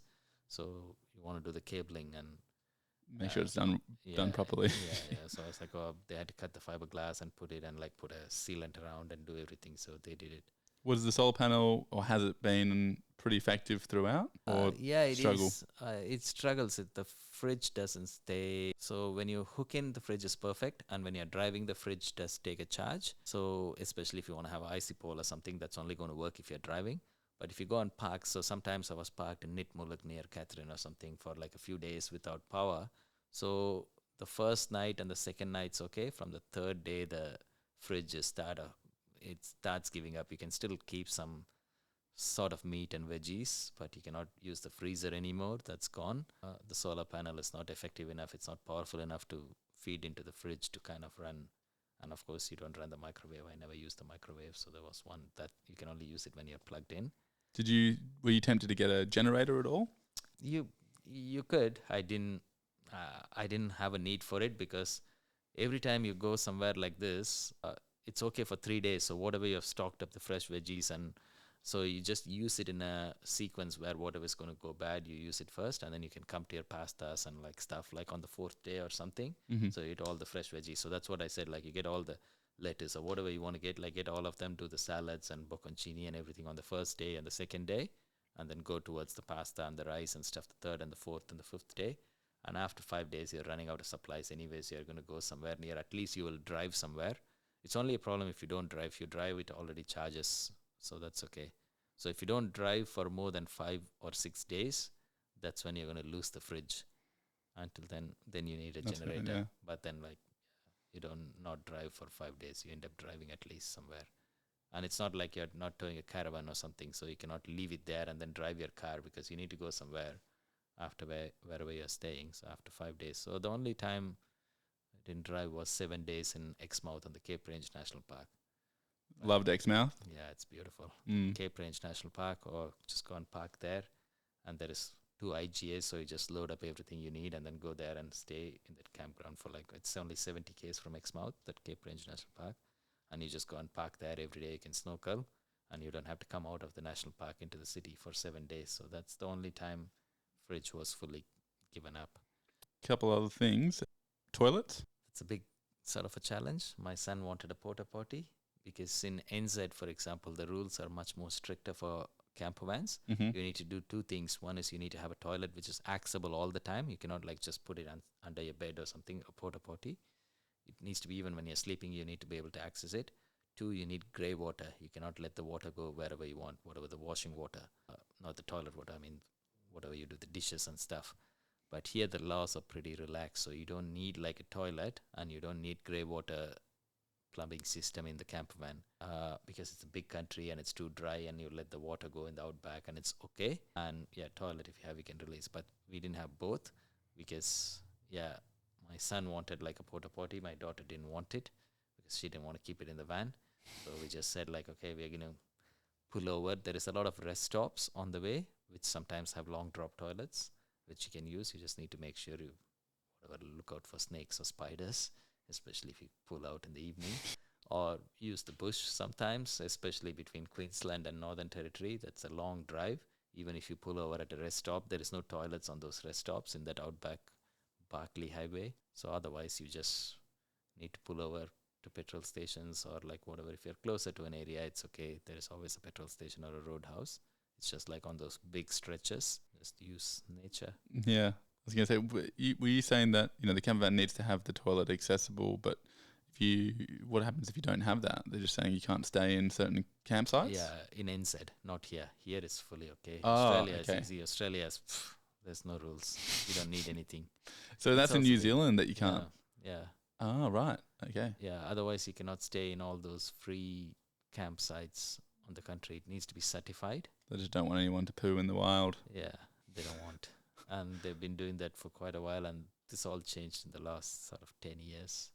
I would have figured that, a bit of poop in the wild, a bit of fertilizer. I wouldn't have There's thought. a lot more cows and sheep, so it wouldn't really matter. But I think it's because there was a lot more, it's a perception as well, because there was a lot of backpackers, and the perception changed with all the city councils. It's just Right. like the regional councils decided to kind of clamp down on these and then say, oh, we don't want to allow all these free camping spots only if you're like fully self-contained certified. So to get the self-contained certification, you need to do the plumbing of the grey water. They didn't want people to release the Only water for the grey anywhere. nomads, the people that have enough money. Yeah, that's the only ones who are doing it now. It's not for the young backpackers. Yeah, so no. they're all getting stuck now. If you're young, you're just not allowed to go enjoy those free spots. That's silly. Some of the councils kind of Retirees only. they found like, I don't know, one backpacker who went and pooed in a bush or something, and left a toilet paper or something, and they just talk about this forever, and they're like, oh, we had to ban all these. Nah, just relax. It's fine. Yeah, it sounds probably a little bit, Beautiful country. It's just a little bit off the mark, but yeah, it went a little bit loopy because also it's kind of a bit smaller. So you have towns closer to each other relative to here. Here, the outback's massive.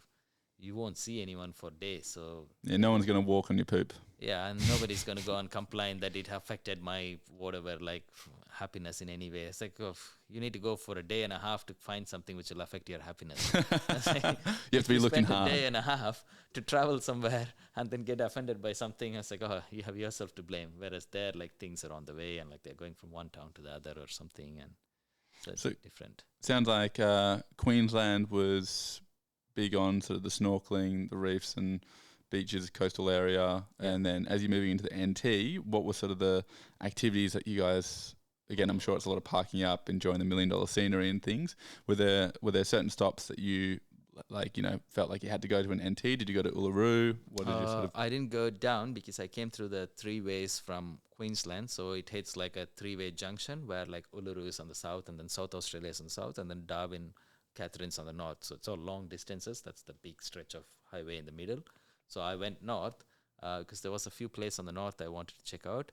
The same people I met in Whitsundays while camping, they told me about Bujamula, which I couldn't go. They also told me about one other spot called Mataranka, which is a hot spring inside, like in the middle of NT. So it's like through a nice river system and a hot spring in the middle. And I wanted to go there. Unfortunately, that was underwater and they had crocodiles. Damn. So they kind of put the ranger, I spoke to the ranger there, and he's like, yeah, if you go now, you wouldn't be able to see it because it's all flooded. All the hot spring is kind of like covered in murky water because it's supposed to be like really clear and beautiful and you can float around, but that's all underwater now, so you cannot go. So I didn't go there. So then I ended up going towards Catherine, and there is a nice gorge next to Catherine called Nitmuluk.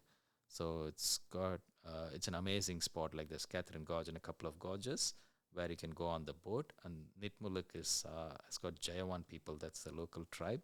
They are an amazing Aboriginal people living from there.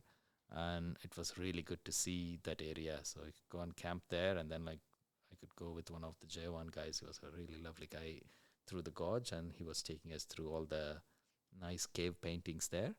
And they had a different idea of cave painting to the Western Australian. I think it's different. Different tribes have different ideas. Yeah. The Noongar people don't have the cave paintings. They paint on the sand, from what I understand. But they were painting on the all the rocks inside the gorge, and they had a different idea of painting as well. Of course, they had the typical like the signature of the hand, but they had like a lot of these kangaroos and wallabies and stuff which they paint on the walls, and then like the fish.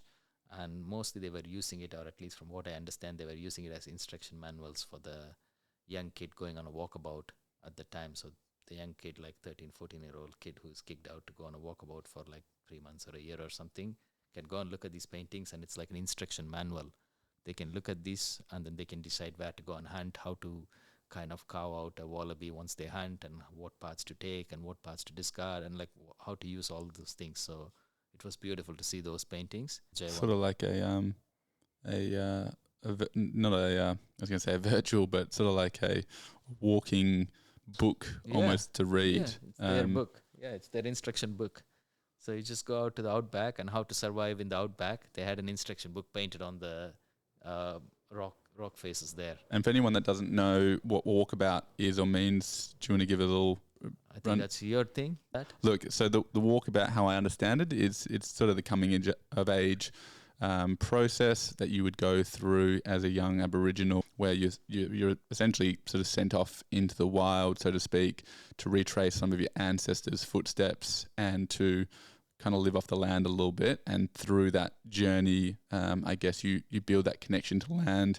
It sort of amalgamates all your skills together, and sort of it's that process of transitioning from boy to manhood. I don't think it was as common for women to have it. I think they may have had a different ceremony for themselves. So this was largely, I think, a boy to manhood journey.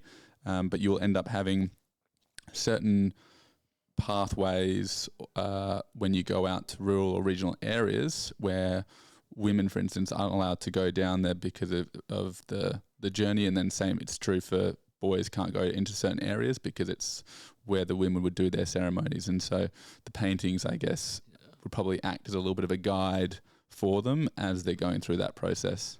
Yep. Yeah, definitely. That's the best part, because they had all these some areas and some stories which the paintings tell are only for women, and some for men, and some for outsiders, some not for outsiders.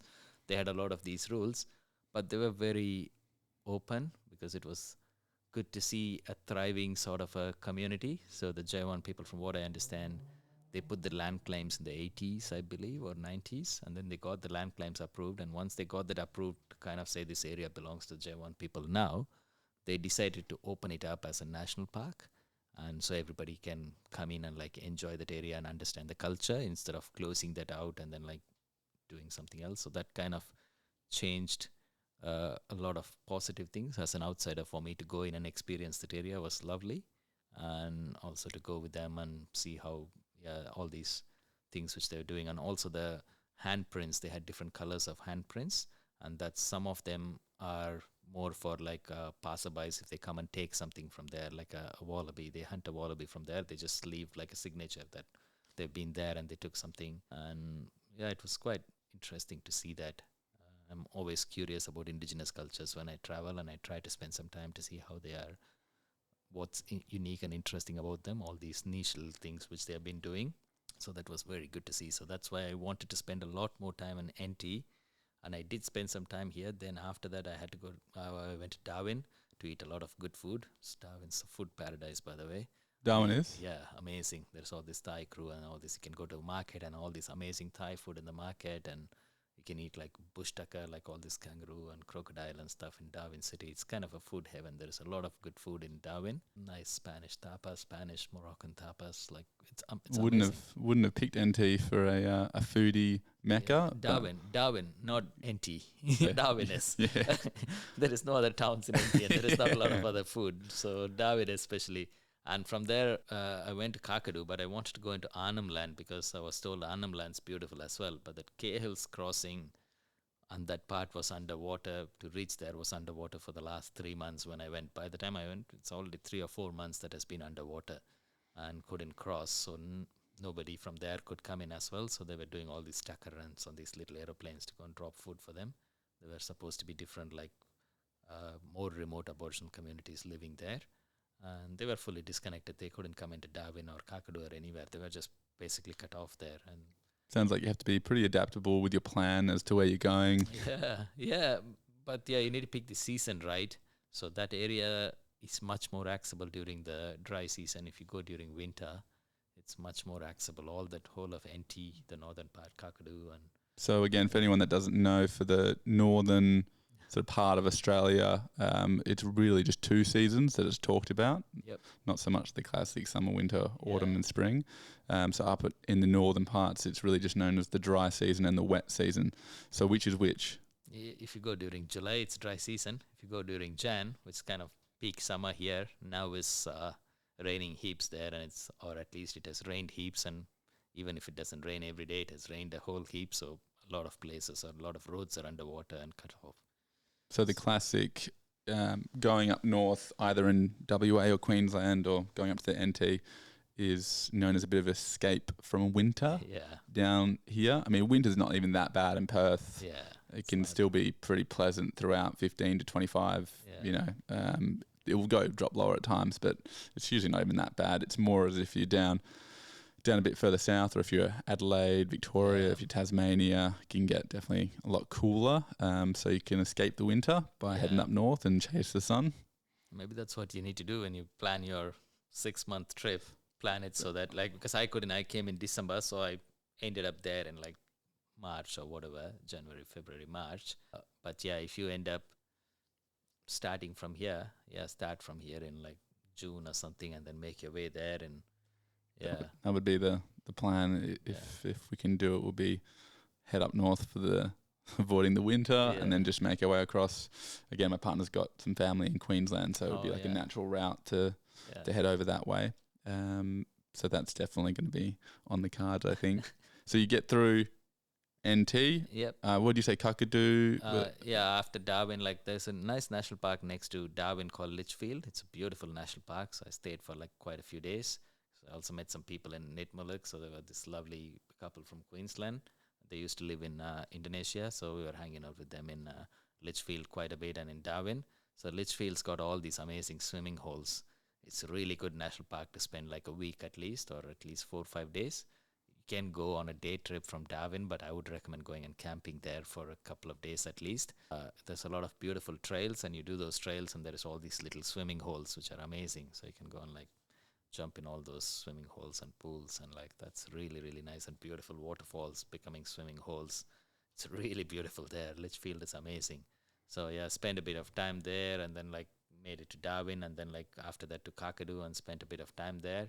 Then after that, it was time to kind of like come down to Catherine and like come across to WA, and that's a long drive from Catherine to Kununurra. It's like 1,000 k's.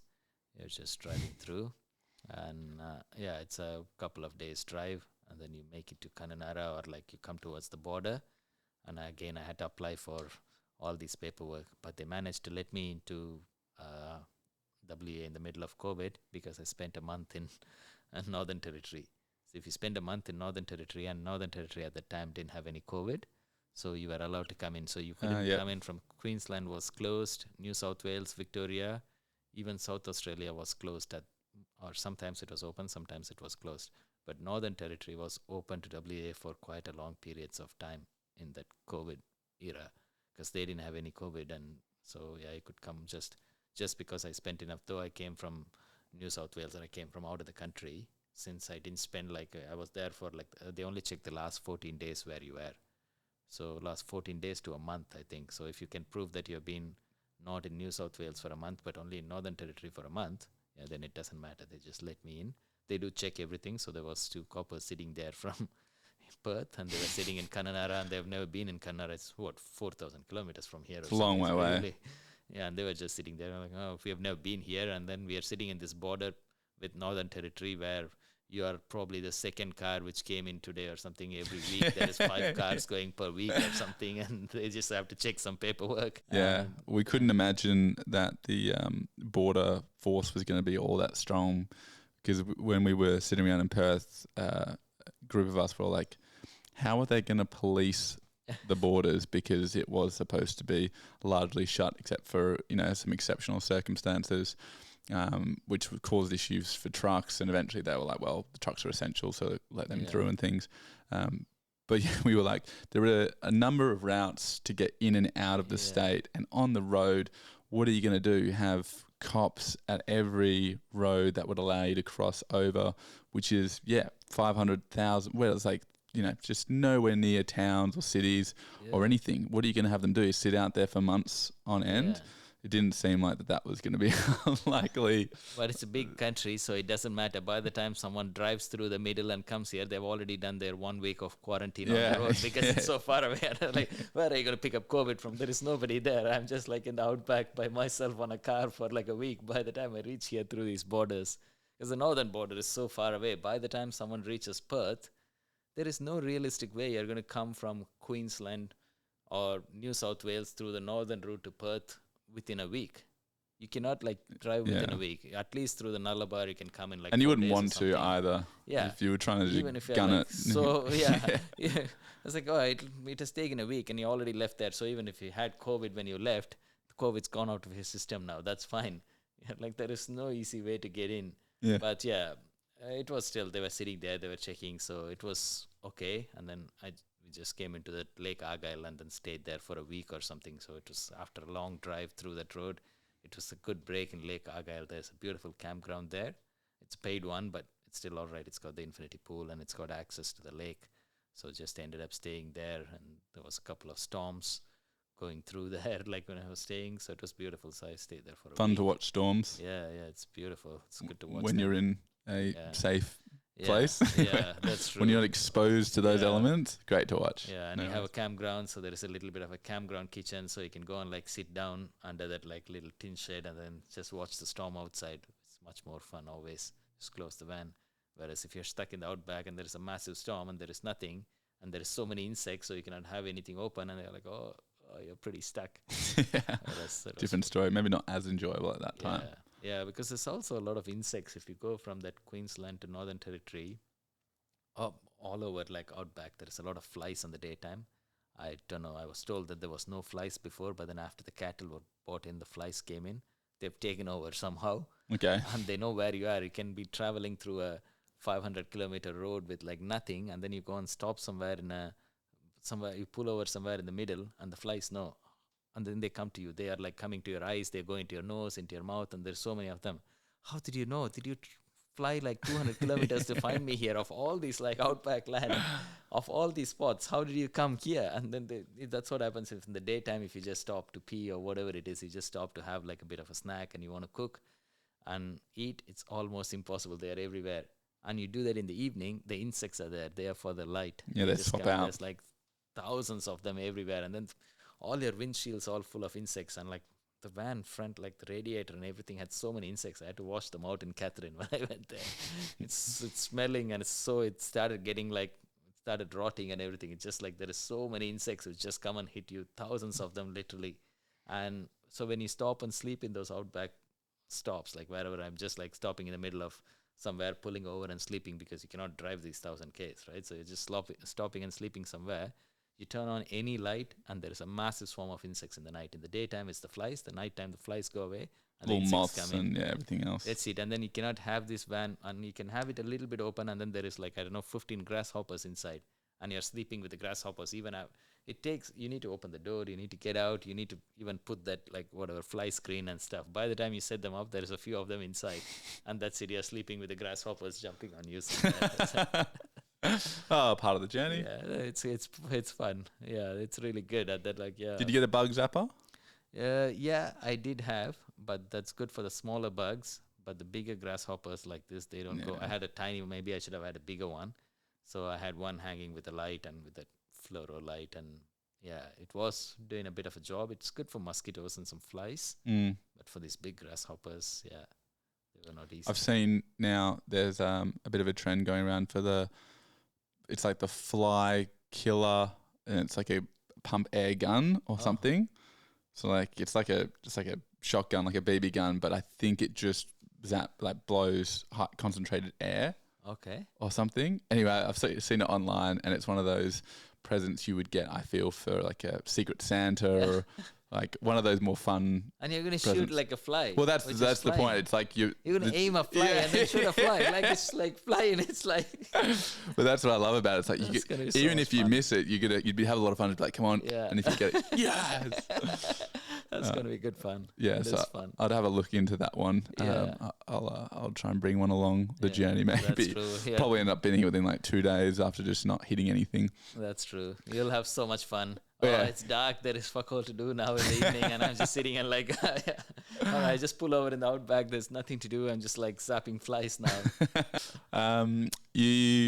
You're up north in the WA, so the sort of finishing part of the journey, you're obviously just heading south, and you're largely sticking coast the whole way, Exmouth, and then... I went to Broome, like on the way from Kununurra to Broome, I tried to stop by in some parts, but it was difficult because the Gibb River Road was closed at that time, and there are some spots which was all like underwater. And so then crossed into Broome, and I wanted to go up to the Cape Levick, and again that was the problem because all the rainy season, like most of the roads are like, even now I don't think you can go there now. If you go now, all that Fitzroy Crossing and Halls Creek and everything is all underwater, and they're all quite messy as well. Those places are not easy to stop. It's kind of a lot of problems there. It's not like a thriving community like in Nitmuluk or something, so there was a lot more problems there still. And also the roads are all messed up now, I think. And so went and spent a bit of time in Broome after that, like a week or so, and it was beautiful as well, very nice. Did go and swim in the water. I shouldn't be swimming in the water I don't know, in February or March or something because of the stingers, but it's like soup, and there is a few surfers sitting there, and you can sit in that water for 6 hours and you wouldn't feel anything. It's 28 degrees. Perfect. It's like, there are surfers sitting there forever. And I was like, that's nice. So saw a few sunsets and spent a bit of time and ate some good food. There is good Indonesian food in Broome. There is one nice Balinese restaurant. It's very, very good. What's it called? Do you know? I don't know the name now. So there's only one Balinese restaurant in the town centre. Well, we can put it up. Yeah, I was actually just thinking about your trip as well, and if I may, I might just end up quickly just mapping it out a little bit, and then I can add that to the show notes or to a little photo somewhere just to show people the route you've gone down, and that might just be a way for people to pick it up and maybe use that themselves or adapt on it. I think that might be a cool way to go forward. Plus, good for me as well, seeing as I'm planning to do something. Yeah, I think this, I didn't invent any of these places. Somebody told me about this and I went there. So I'm happy to share that with someone, and somebody else will like, you'll go there and then you'll find something else and you'll share it with someone. It's beautiful. So this is how the old school traveling works. So it's perfect. Yeah. It's cool. I do think with the traveling around Australia, I think it is the number one way to maximize your time here, because the country is so large and there is so much to see. The cities, although great, will never do it justice. And one of the things that when I've spoken to people in the past about is the changes in community and the feel of being in smaller towns. And for you in your journey, as we start to wrap this up, I was still keen to just touch on the places that you would stay, the free campsites or the paid for campsites.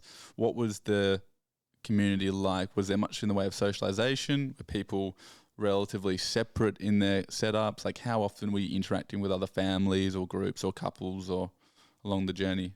Oh, all the time. I have kids, so they're always playing with other kids. So always there is a lot more other people camping with caravans or whatever, and like you always interact with them. So you always hang out, make friends on the way, drink a beer in the evening with them, share information. Because once you stay in a campground somewhere and there is other people staying there, you always exchange information. You're like, oh yeah, I went to this spot, it's nice. I went to here, by the way, it's nice. Why don't you? Yeah, you guys should go and check it out. Oh, you guys should go and check it out. It's nice. So you always do that. I even have some friends now in Perth. Like I met some people on the way, and then they kind of trailed along to this Exmouth and Coral Bay and Monkey Maya and stuff. So we were like doing the same route in that area. And yeah, maybe a few days back and forth or whatever. Like after that, they come and join this campground, and then like we see people on the way.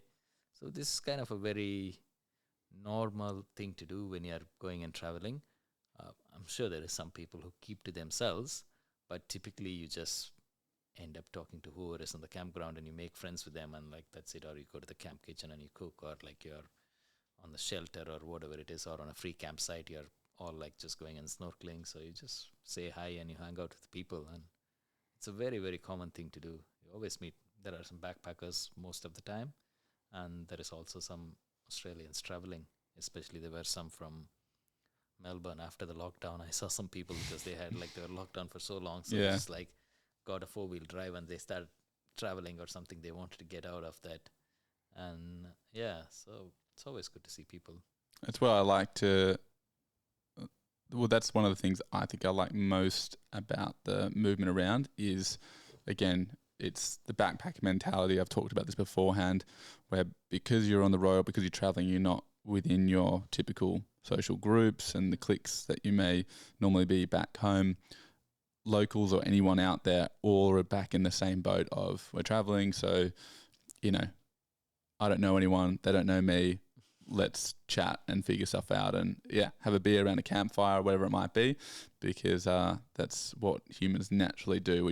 We want to socialize, and again, you've got common interests. You're already traveling around the country.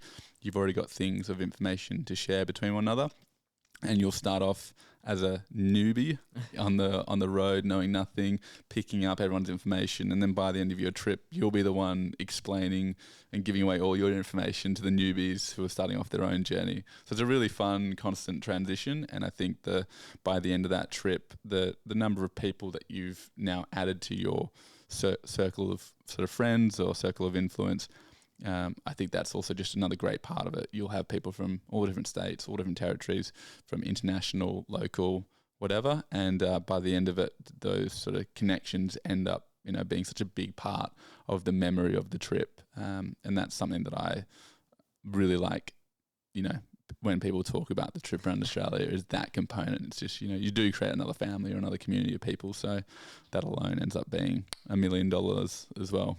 You're right. That's very, very valuable. The connections you make. At the end of the day, nature is nature. It's beautiful everywhere. It's there, but it's more of a static entity. But people and interacting with people, and people are all different. And it's always good to make those human connections and share those moments. And they make a strong part of the memory, definitely, and the stories as well. So that's good. Yeah, that's what's waiting for you. You got to go and do it. There's a lot of good people on the way. So you guys will find a lot of people. You guys are friendly, so it'll be good. You'll just go and say hi to random people. So it's always good to go and like say hi and talk to random people. So you don't want anything specific from them, but you want to say hi and you want to talk. And then like the sharing and them saying what they saw and you sharing what you have is a natural part of the conversation. It's not the main intention. And then like it just happens.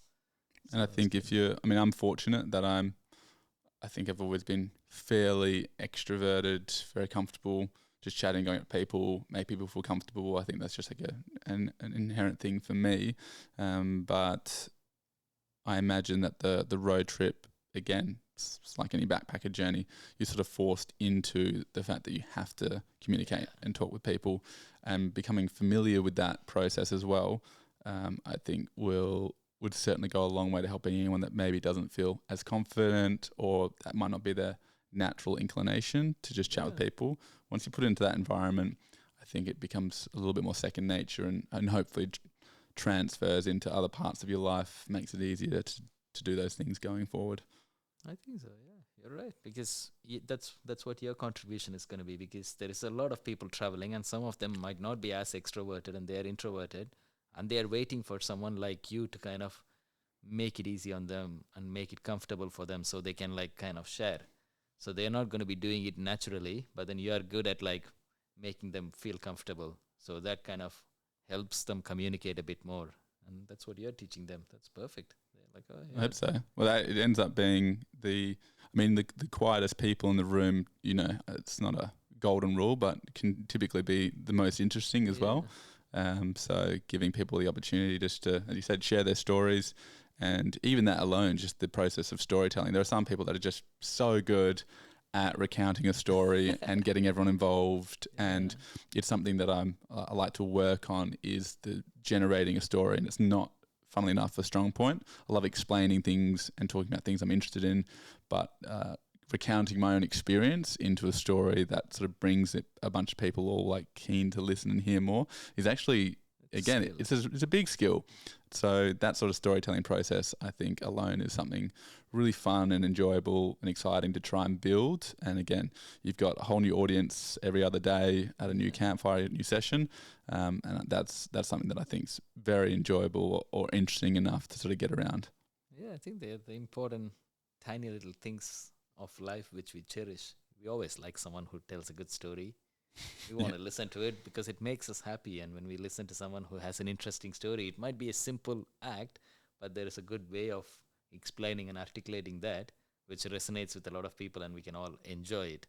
And that's simple pleasures, simple joys of life. These are all very valuable. Makes it a lot easier to, again, it kind of forces you into it again when your phone scrolling isn't the major thing that's taking up your time or attention.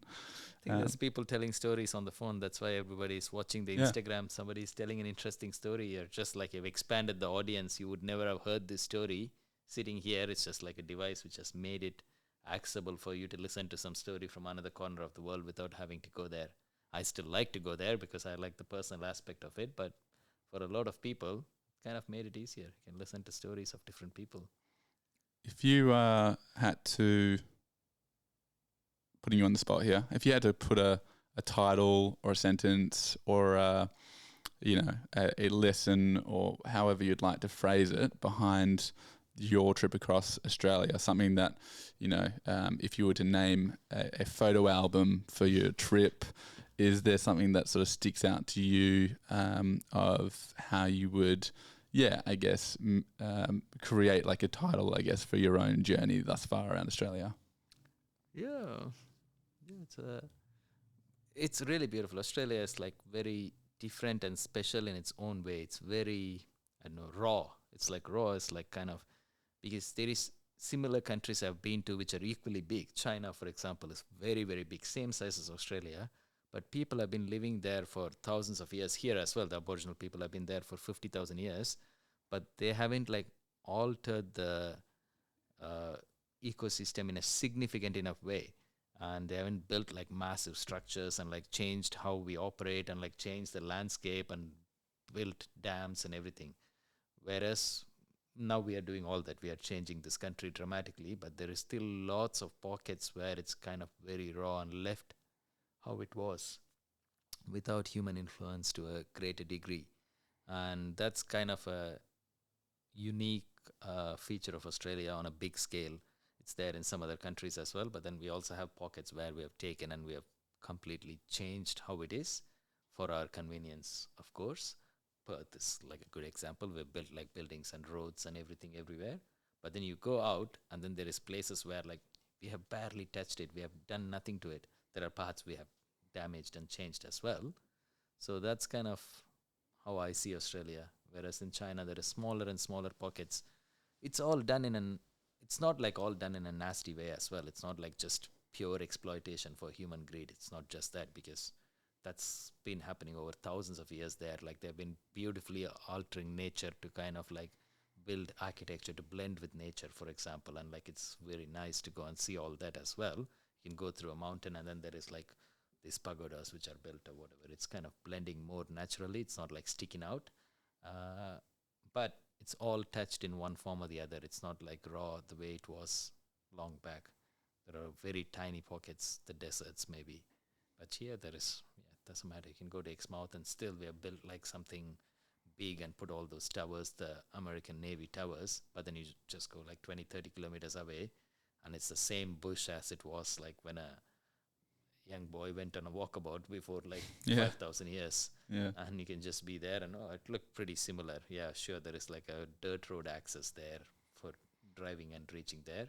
But that's pretty much it. Everything else is kind of the way it is. I think there's definitely something about the magic of, in your words, raw nature that seems to be untouched. And up north is at least certainly where I probably experienced the most amount of magic around the land, where just maybe because it was novel as well, but there did seem to be some additional energy or power or something about this just like raw landscape that stretches on to seemingly infinity all by yourself, and there's no obvious signs of really humans touching it in some spots, and there's just something very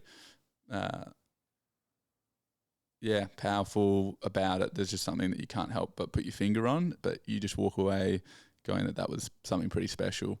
So I like that, the raw aspect of it, so to speak. Cool. This has been, I think, a really good overview of a certain journey. Do you plan to go down south? I mean, as you were saying before, the kids are now at school, and so maybe a bit harder to go on any travels, but any future plans?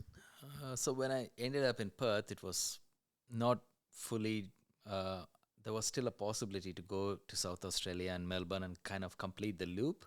But then COVID happened, and Western Australia, once you got in, they were cracking down really hard, especially with South Australia and Victoria at the time as well. South Australia was getting more cases, and they're like, that's it, we're just going to close down, and it's difficult to get back in. Unlike the Northern Territory, and there was a lot of time, so I was not sure, like, was it okay to go or no? But then, like, eventually kids had to go to school. They took 6 months of school, so they started school, so So there is no big plans to do another 6 to 12 months trip, but then I'm taking kids to Korea and Japan in July for a month. So it's mostly going to be traveling, but within Australia, it's going to be more weekends and extended like weekend trips, mostly in Western Australia. Because you cannot even go anywhere in Western Australia for a weekend. You can go south. South is the only closest spot you can go. And I did go last weekend to Albany and Denmark. So it's a long 5-hour drive as well. Yeah. On a Friday after work, I went, and Sunday night we came back.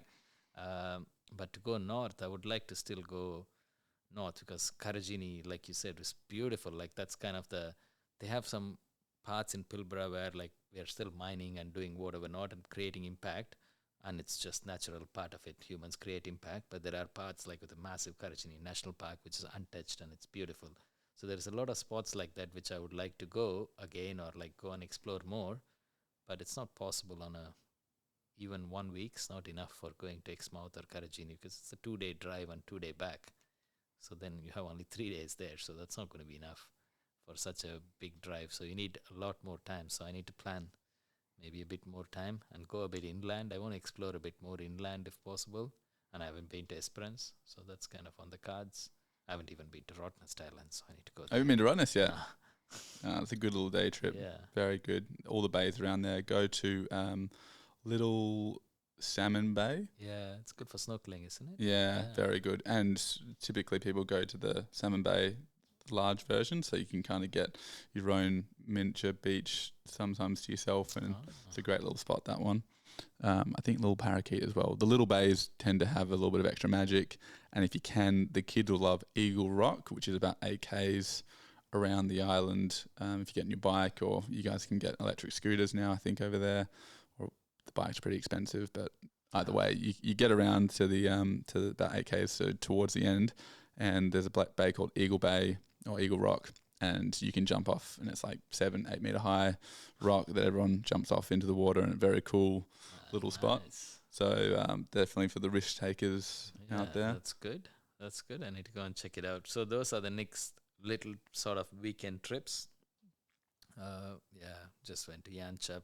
So just do a bunch of these things to Pinjara maybe, and then go towards Wave Rock or somewhere inland. So those are all the things which are pending. So a couple of weekend trips, and then if I have a sort of a 5-6 day break, then I might go to Esperance or Margaret River still pending. My son likes to surf, so I need to take him to Yallingup and some of those areas to do a bit of surfing. So that's all there. Lots of trips. Lots of little trips, but that can be done on weekends. And that's why I still keep the camper van, so we can just go and like stay in it, so I don't have to carry a tent, and it makes it easier. Go and pack up and sleep for 2 nights. Go on a Friday, come back on a Sunday. That's the plan. And I guess one of the final things is for anyone that's thinking about coming over, any budding backpackers or people that even have kids, whether local or not, any final sort of words of advice or thoughts on, coming here and doing something like a longer road trip? Oh, you have to do it. You just need to do it because you only have one lifetime. Why not? Like, just come and see. It's a beautiful country. You just need to take the plunge. Just go and do it, because we can always find excuses for not doing it and for not being the right time, and like, I'm waiting for the right time and doing this. There's always going to be things. Life is always going to have the next challenge, which you need to it's never going to be static. It's not like, oh, now I'm fully free, I have nothing to do and I'll go and do it. You'll never have that. You just need to do it, and that's it. If you want to do it. Like you said, like, yeah, you're going to go and do it in the next 6 to 12 months. That's it. Yeah, like, oh yeah, I'm just planning. I'm doing it. That's it. Just go do it. Yeah. No reference to Nike there, but just do it nonetheless. Just do it. Thank you, Vatson, sorry, for the stories and everything and the journey that you've gone across. I think it's a great little map that hopefully people can look at and get a little bit of insight as to a way to get around the country, and hopefully have picked up a few helpful tips as well as to how to maximize the road trip. So thank you very much for your time, and it's been very exciting, and hopefully we'll get to chat again in the future, and you'll have gone on a million more trips, and we'll Thank go you, from Harry, and I'll probably get to hear stories from you next time. What your version of the story was, how your journey was. We all have our own different journeys, and you would have enjoyed different things, seen the world through a different lens, and I'm keen to hear that. Well, hopefully I can work on my storytelling during that period of time. You're good already, so you'll be fine. Anyway, appreciate it, Vatson. Thank you so much for that.